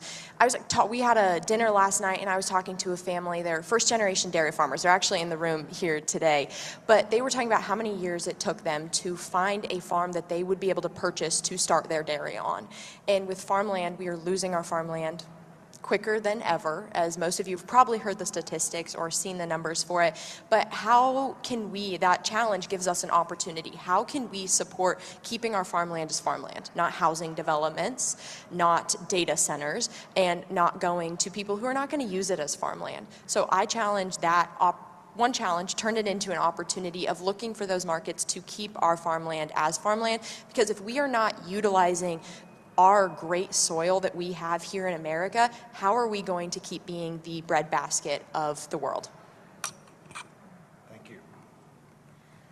Some things that come to my mind, kind of like you said, I don't know all the answers, but I think just like we've talked about with social media being tool, communication is going to be the hardest thing for us. Obviously, I think within the agriculture world, we do a great job keeping each other up to date, but sometimes people on the outside just don't truly understand, or the information doesn't meet them in the first place. So I think with social media being as big as it is, it's going to be really hard for us to keep all the misinformation out. And I think just the best thing that we can do is just continue to try to inform people and keep them connected to agriculture, and show that even if they're not doing hands-on agriculture, that agriculture is in their lives every day. And that will make our jobs a whole lot easier. Thank you, Sydney. I think I'll wrap it up and kind of something that stuck out to me was the AI. As a food scientist, I'm just a food scientist, but as a food scientist, I use AI hand in hand. And I think coming in, we want to use AI as a support, not a replacement, right? We need people's experiences, people's knowledge, people's decision making, but we want to use it as a support system, not the actual replacement.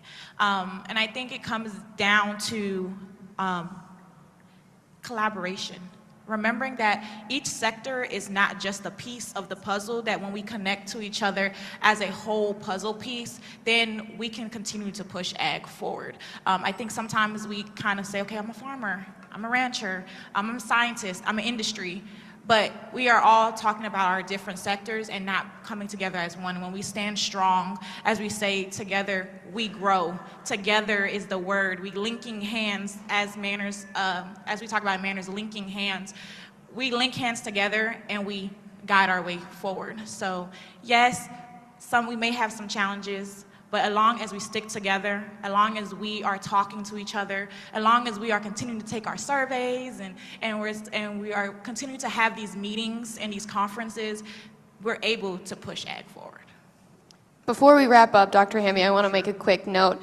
The theme is Together We Grow, and as I look at growth, I look at these four women, young women that I sit here with, and that wouldn't have been the case 250 years ago. So I just want to put a plug for that and say that we're so grateful to have this opportunity. Chloe, thank you for that comment. As we conclude, I want to thank you for your perspectives, and they are valuable. We think about National Ag Day, and certainly we want to celebrate the success of our agricultural industry. Whether it's those resilient farmers and ranchers that we spoke to earlier, the entire production system for those making our crop protection products, our animal health products, those ag retailers, whether it's a farmer cooperative or an independent, that get those inputs to our farmers and ranchers. And then as we think further down that value chain from point of production through processing and eventually those grocers, it's a tremendous industry. We want to celebrate the success of it, and it is the envy of the world. All of that stated, though, there's no greater thing to celebrate during National Ag Day than the next generation of agriculturists. Sydney, Ruth, Carly, Chloe, and Chloe, thank you so much for your contributions here today, and we certainly wish you the best of success going forward. Let's give them a huge round of applause.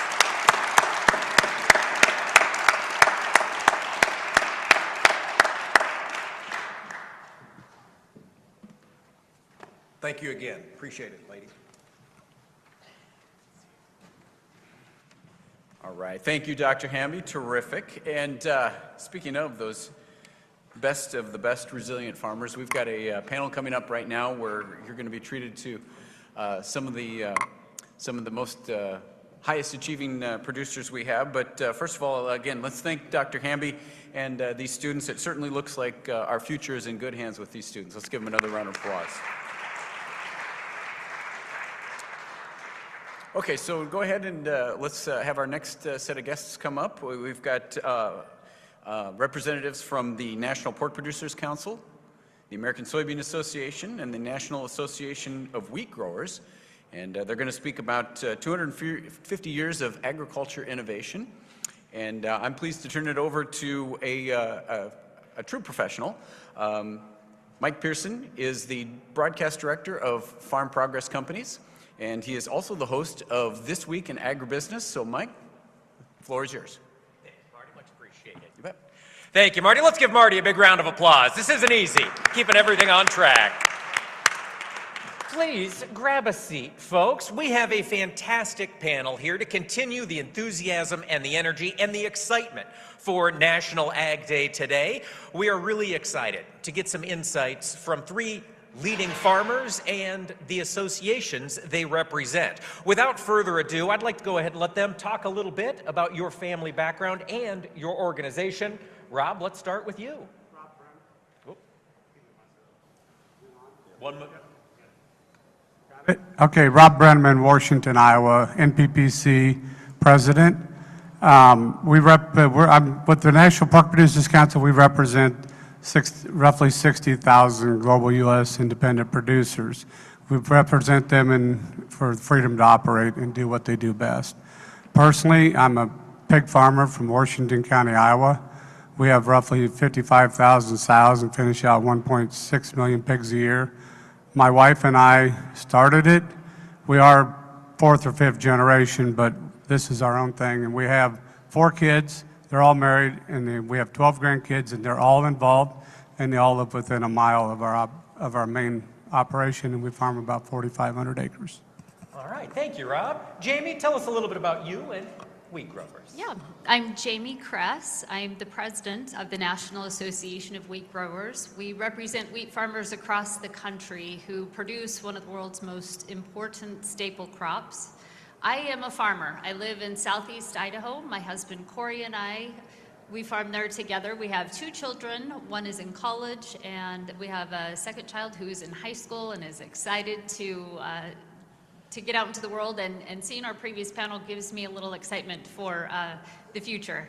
It's a lot of fun to be a parent. But in addition to being the president of the National Association of Wheat Growers, a mom, a wife, my husband and I farm on 7,500 acres in the high mountain desert of East Idaho. So we rely strictly on rainfall, which is about 14 inches annually. And we grow wheat, we grow canola, safflower, mustard, dry peas, and chickpeas. All right, thank you, Jamie. Dave, tell us a little bit about you. Sure, Dave Walton. I'm also a farmer from East Central Iowa, actually not far from Rob. We run a diversified operation, soybeans, corn, beef cattle, basically cow-calf all the way to finish. And run that with my oldest son, and my wife is involved, and I also have a younger son that lives in Texas with his family. 2 grandbabies. I don't get to visit them nearly enough, but it sounds like Texas is where everyone's going here recently. I haven't been there for a while to see them, but soon. I'm also the vice president of the American Soybean Association. We represent about 500,000 soybean growers across 26 states. And that organization is a policy-focused organization. So we spend a lot of time dealing with, or working with legislators, lawmakers, rule-makers, and just working on issues that are important to farmers and our freedom to operate, and really with an eye towards the future. What potential challenges are there in the future that we need to work on? Potential challenges, but also, of course, potential opportunities, which is what we're trying to find in agriculture. And here for National Ag Day with our theme as Together We Grow, my question to you folks, and Dave, we'll start with you on that end. What have you seen in the soybean industry as you look forward that's going to help soybean growers be more successful down the line? What are we putting in place right now that has you optimistic? Yeah, there's a lot of things. I mean, we've heard a little bit about AI earlier today, but I've been involved in some projects at Iowa State University and locally that really is using that to provide tools for farmers, so we can identify maybe a pest before it becomes economically damaging. Looking at a disease before we can notice it by the eye. So there's a lot of things like that are coming along. You know, we have a great generation of people coming up. My youngest son, or my oldest son is 32, like I said. He brings a whole different perspective to this than I do. And it kind of re-encourages you every day. And also seeing the young people that we saw in the panel earlier, those are the folks that are going to figure out the next generation of problems. There's always something in agriculture, always something coming at us, whether it be pest resistance, weed management, genetics of our crops, all those kinds of things. So those things are things that we need to work on, but also gives us hope for the future to add to our crop and our profitability. Thank you, Dave. Jamie, how about you in the wheat industry? What advances are happening that point to a promising future? Yeah, so something that's very exciting in the wheat industry is the wheat that we are growing today is by far more pest resistant, disease resistant. It's a better quality for the end user, but it's also yielding well for the farmer. And all of these advancements in recent years have come together because of the work that happens at our land-grant universities. And that's kind of unique to the wheat industry, that so much of that work happens at that university level versus the private level. And as we talk about food production in the United States and ensuring that we have a stable supply here, that's something to not forget, is that work that happens at the land-grant university. In the last 10 years, China has outspent the United States 2-to-1 when it comes to that public investment in the public research space. And if we want to continue to produce American food on American soil, we need to make sure we keep up with the American investment in our agriculture. Another thing I thought about with your question is just what we have seen in my lifetime. So I'm married into the family, and I've been farming with my husband for over 20 years now, but it's special to me to think about the history that I'm part of. So I go back and I look through family photo albums, and it's fun because I recognize the field or the shot or the place, but I don't know those people, right? And there's one of my husband's grandfather, or his great-grandfather, sorry, it catches my attention. It's him with it's labeled Henry Kress's first combine. And he's got a bunch of horses out there pulling this machinery. The men are riding it. It looks terribly inefficient and uncomfortable. And that wasn't too long ago on our farm. And now I have my son, who I mentioned is at college. He's our primary operator. We just have one combine on our farm. He hops in this behemoth machine that is about 550 horsepower. It self-levels on hills. It has four-wheel drive. It is guided by GPS. His sister pulls up with the tractor and the grain cart, also guided by GPS, gets within feet of his 45-foot header, fills tens of thousands of pounds of wheat into her grain cart, and they don't skip a beat. And it is just amazing to me. I hope that you go back and that generation is smiling, looking at generation number 5, guided with the innovation and the technology in our industry today. Makes you wonder what the future is going to hold. How much more can this equipment change?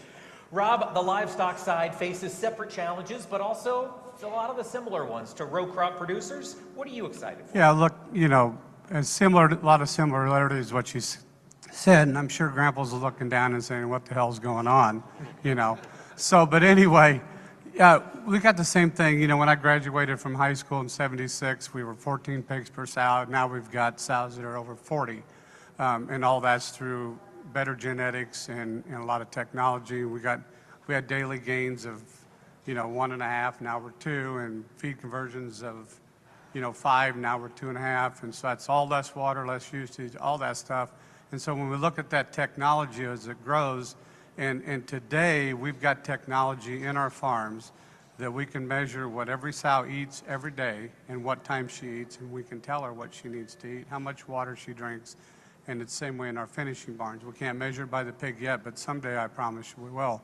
And the thing that plays into is the younger generation and TN visas that come in from Mexico. They love technology. It encourages them to want to go to work and be there. This last 2 years, which is amazing, we've hired 6 or 7 high school kids that graduated out of high school and wanted to work on a farm, and it's because it's not quite as hard work as it was, it's mentality. But that generation is picking up on that, and that is going to be our future, and they're going to lead that, and AI plays right into that. Sometimes I think it doesn't know exactly what you need to know, but we're working on some stuff to, quote, teach the AI today. And I think if our employees are happy and they want to do that, now granted it doesn't get away from loading pigs and some of the complexity it takes, but it's about efficiencies. And you know, with the 4-H kids and FFA kids who were on the stage here earlier, that is what motivated me to do whatever I did. My FFA advisor said, where there's a will, there's a way. I wake up every day, how can I be better today than I was yesterday? And sometimes that gets complicated for everybody. But our future is in the next generation. We got to make it simpler. We got to make them happy to want to do this. Otherwise, they're going to walk away. Make it simple, make it easy, make it exciting for folks to come to work. That makes a lot of sense. Now here, of course, National Ag Day celebrating Together We Grow. We've just heard about all 3 of you represent organizations that are producers coming together to fight for what they believe they need. But we're also in a period where the entire industry is trying to build demand. We're trying to increase our exports. Let's talk about how we can do that together as associations coming together. Rob, I know National Pork Producers have partnered with other commodity groups.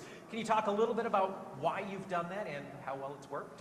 Well, we're rural America. We're all one, whether we realize it or not, and so we have to get along. We need feed stuff, and they need manure and fertilizer, and so we work in the same fields, you know, from waters of the U.S., which we heard about earlier, which are tremendous to get that stuff fixed. But as we work together, when we come to D.C., when we talk to the people that represent us and want to do it, we can't say, well, I don't like what that organization does. We've got to be in the same team.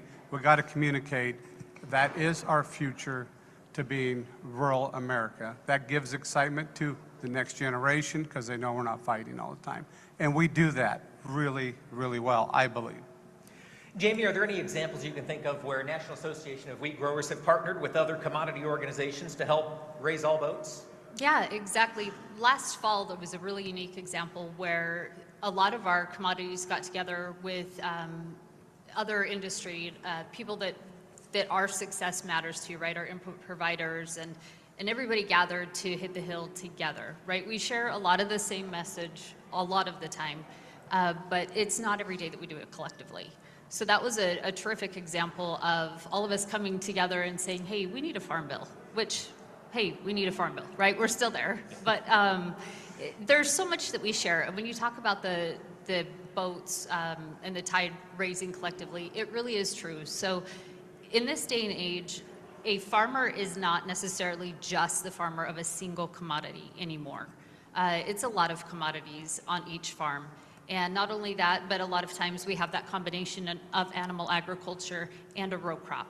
And so we really are tied together in such a way that it requires all of us to pull together and to lift together, and it can make a difference. You know, wheat is not a feedstock for biofuels, but because our industries are so closely tied together, it's good for us as a wheat industry as well to have good biofuel policy in the United States. And so that's the way that we work together, because it matters to all of us, even if it's not directly affected. That's a great point. And Dave, of course, lots of your members are 50% growers of the soy, right? And then their corn maybe on the other half. How do you build those partnerships?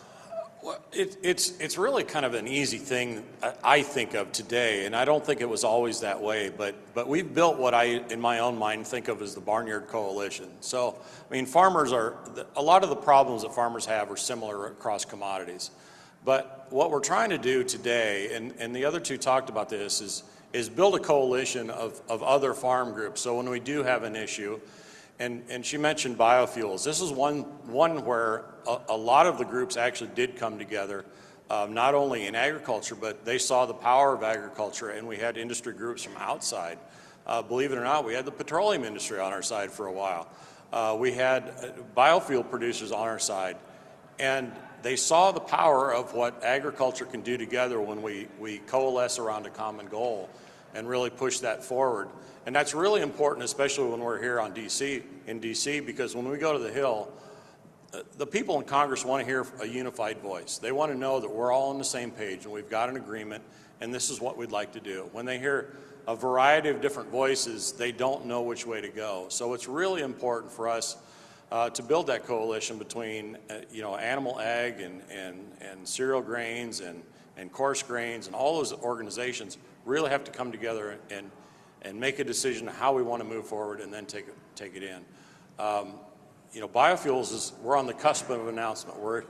We've been expecting it for a while. Friday, I got my fingers crossed it comes out.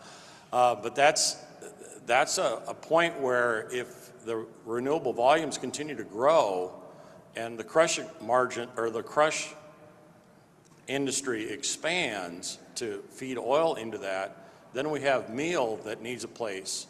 And so we need guys like Rob to continue to grow on the animal agriculture side to use up that meal. And so it all kind of works together here, and that's why we need to keep that coalition together and work to move forward. It does matter. It seems like when we get to Washington, D.C., the ability to present that unified voice. And of course, here we are in D.C., in the USDA building. We've got a lot to come yet on this National Ag Day, so let's close with this question. As you three look out to the remainder of 2026 for your organizations, what is a top priority for the American Soybean Association, Dave, that you'd like to see get across the finish line this year? You're asking me for answer 1A, 1B, 1C, 1D. Farm Bill. Farm Bill. We need to get a Farm Bill done. It's years past due, and we need to get it done. We need to get the RVO volumes out so that the biodiesel industry can continue to move forward. They're in uncertain times right now. They don't know what the landscape is in front of them. We get that announcement out, and then they know how to grow. The crush plants can turn back on. The biodiesel producers can turn back on. And then we have regulatory issues. I mean, just getting a new chemistry through regulatory approval and out to us so we have a new tool in our toolbox has been painfully slow. We're working to streamline that, and I think there is hope on the horizon to get that streamlined. So really, and then trade. We have issues with trade around the world. We've seen bright spots. The rest of the world, we're increasing trade. With China, we still have issues. That's why that domestic demand is key for us again, but trade issues around the world are another thing that we need to get done this year. So 1A, 1B, 1C, 1D. I appreciate the breakdown. Thank you, Dave. Jamie, how about your perspective from the wheat growers?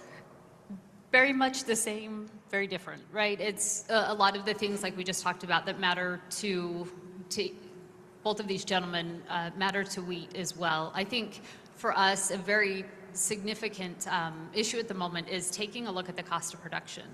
We have farmers out on the countryside who have been losing money on every acre for multiple years. And our organization has just released a study this morning showing the impact of the countervailing duties on phosphate fertilizers, specifically on the wheat industry.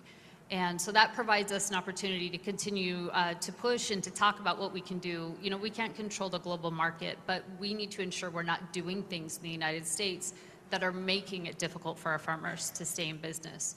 So we're going to continue to look at that cost of production, specifically that issue, but there's also a tremendous amount of stress in the countryside. And I don't know as an organization that we can particularly solve that when it comes to farmer mental health. We have a lot of producers who are feeling the weight of what it takes to be in agriculture right now.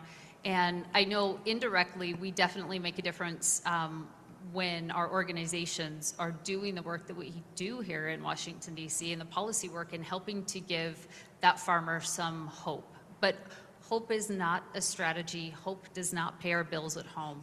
And so we have to keep that in mind when we talk about food in the United States. There really are people behind that. And as we make that connection, that is truly significant. But our organization will continue to work on Farm Bill and regulatory issues.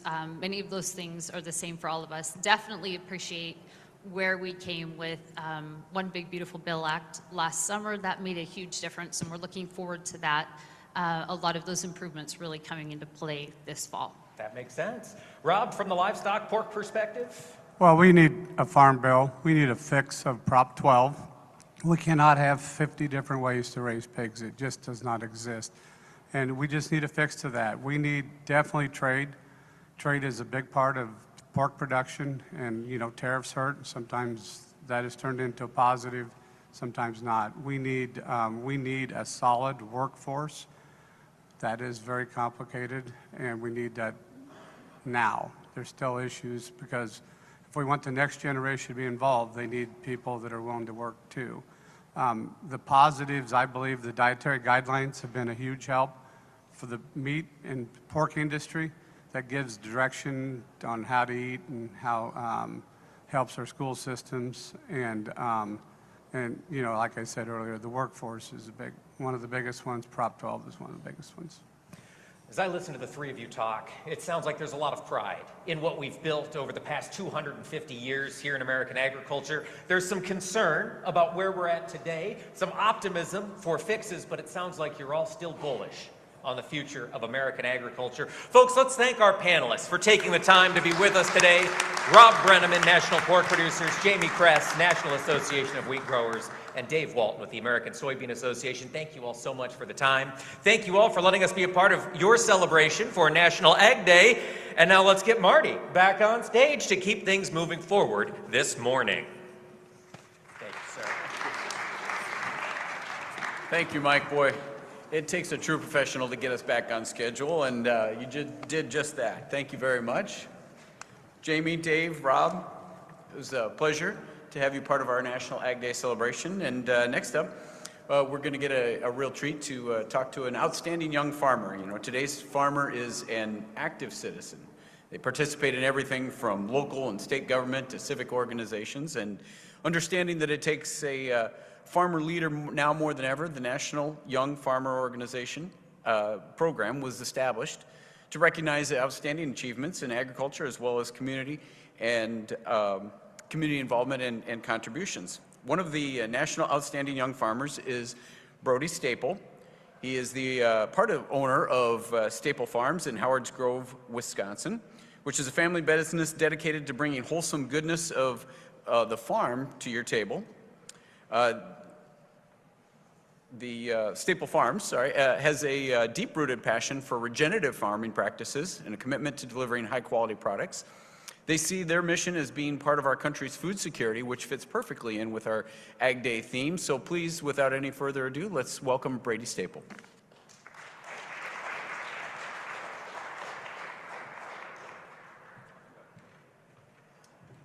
Thank you for that, Marty. Good morning. My name is Brody Staple.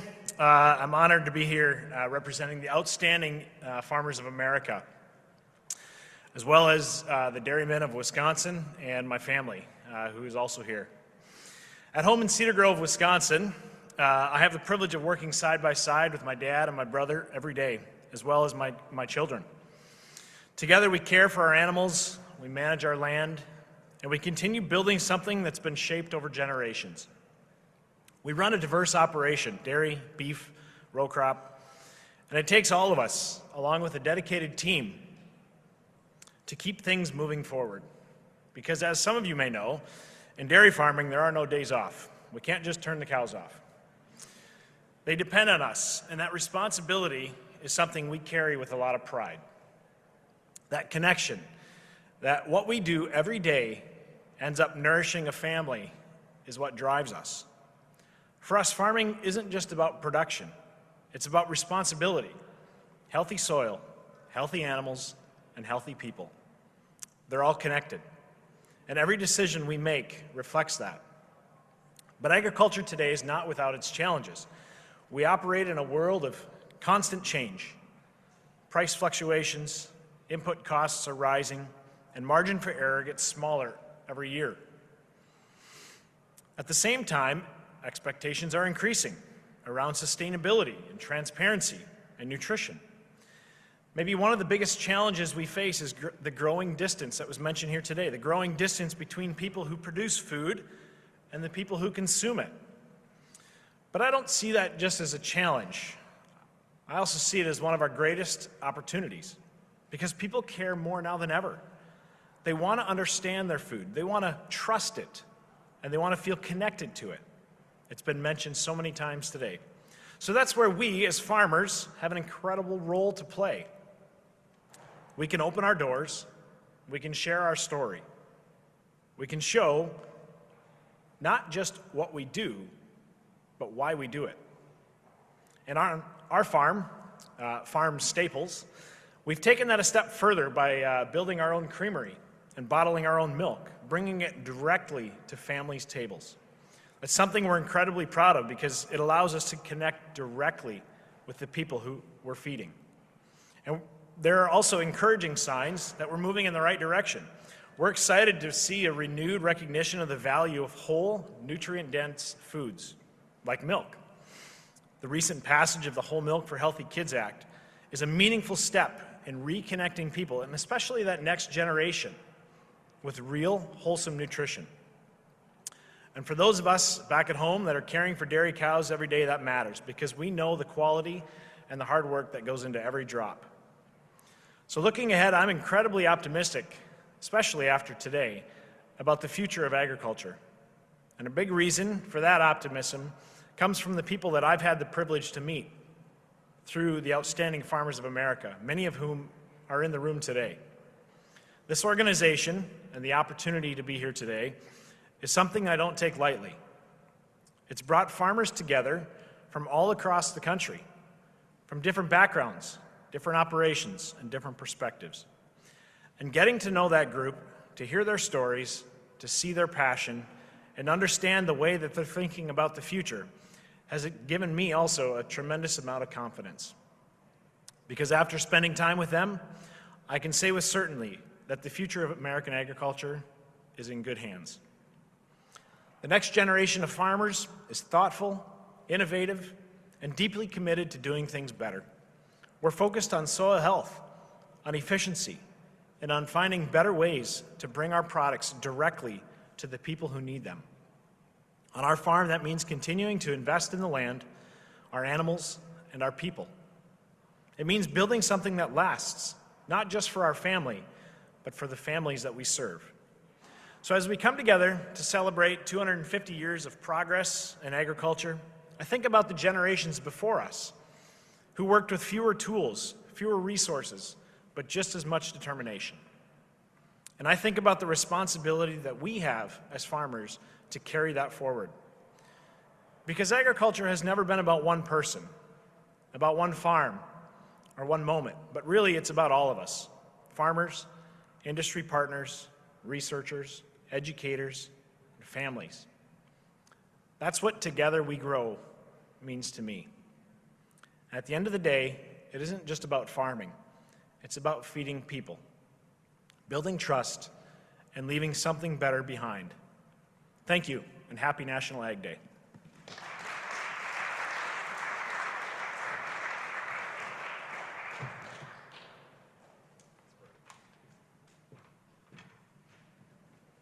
Thanks again, Brody. Really appreciate that. Okay, next up, the National Ag Day Essay Contest is a key component of National Ag Day, where we encourage students that are in the 9th through 12th grades to submit a video based on this year's theme, which is agriculture, imagining the next 250 years.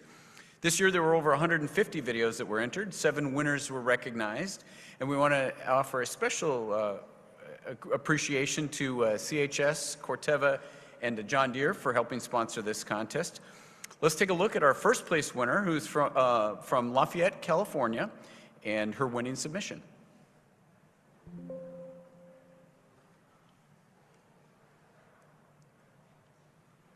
Everyone, I'm out here with Jake, a third-generation California farmer. So Jake, how do we feed a future 10 billion people without wrecking the planet? It's a huge challenge, but we're doing it. We're going regenerative, using things like cover crops and no-till farming. This helps rebuild our soil and pulls carbon right out of the air. And what about the new tech? We have drones spraying super precisely and sensors everywhere, which means we're using way less water and chemicals. It's changing everything. But climate change must be hitting you hard. Yeah, The droughts and floods are brutal. That's why agrivoltaics is so exciting. We grow crops under solar panels. We get money from clean energy and create better growing conditions for the plants. So right from the dirt, farming is getting smarter, greener, and tougher. And honestly, it's pretty awesome. Thanks, Jack. Remember to support your local farmers and help grow the future.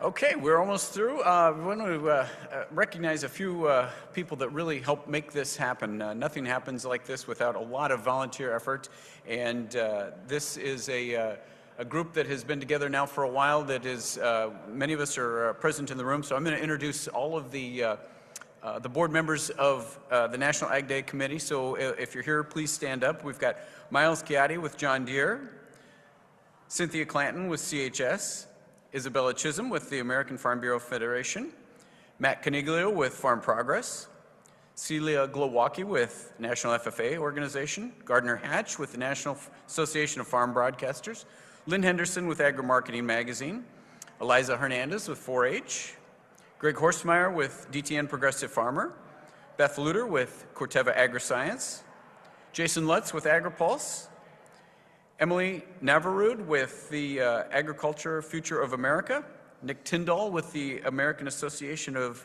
Equipment Manufacturers, and Jenny Pickett, who is the Vice President and CEO of the National Agri-Marketing Association. She's also President of the Agriculture Council of America, which runs Ag Day every year. For everybody on the volunteer list, let's please give everybody a hand.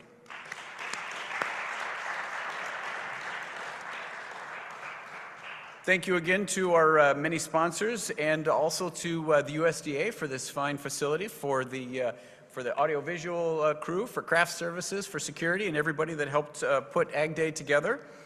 Right now, after this, you can head out these doors and head just up to the right toward the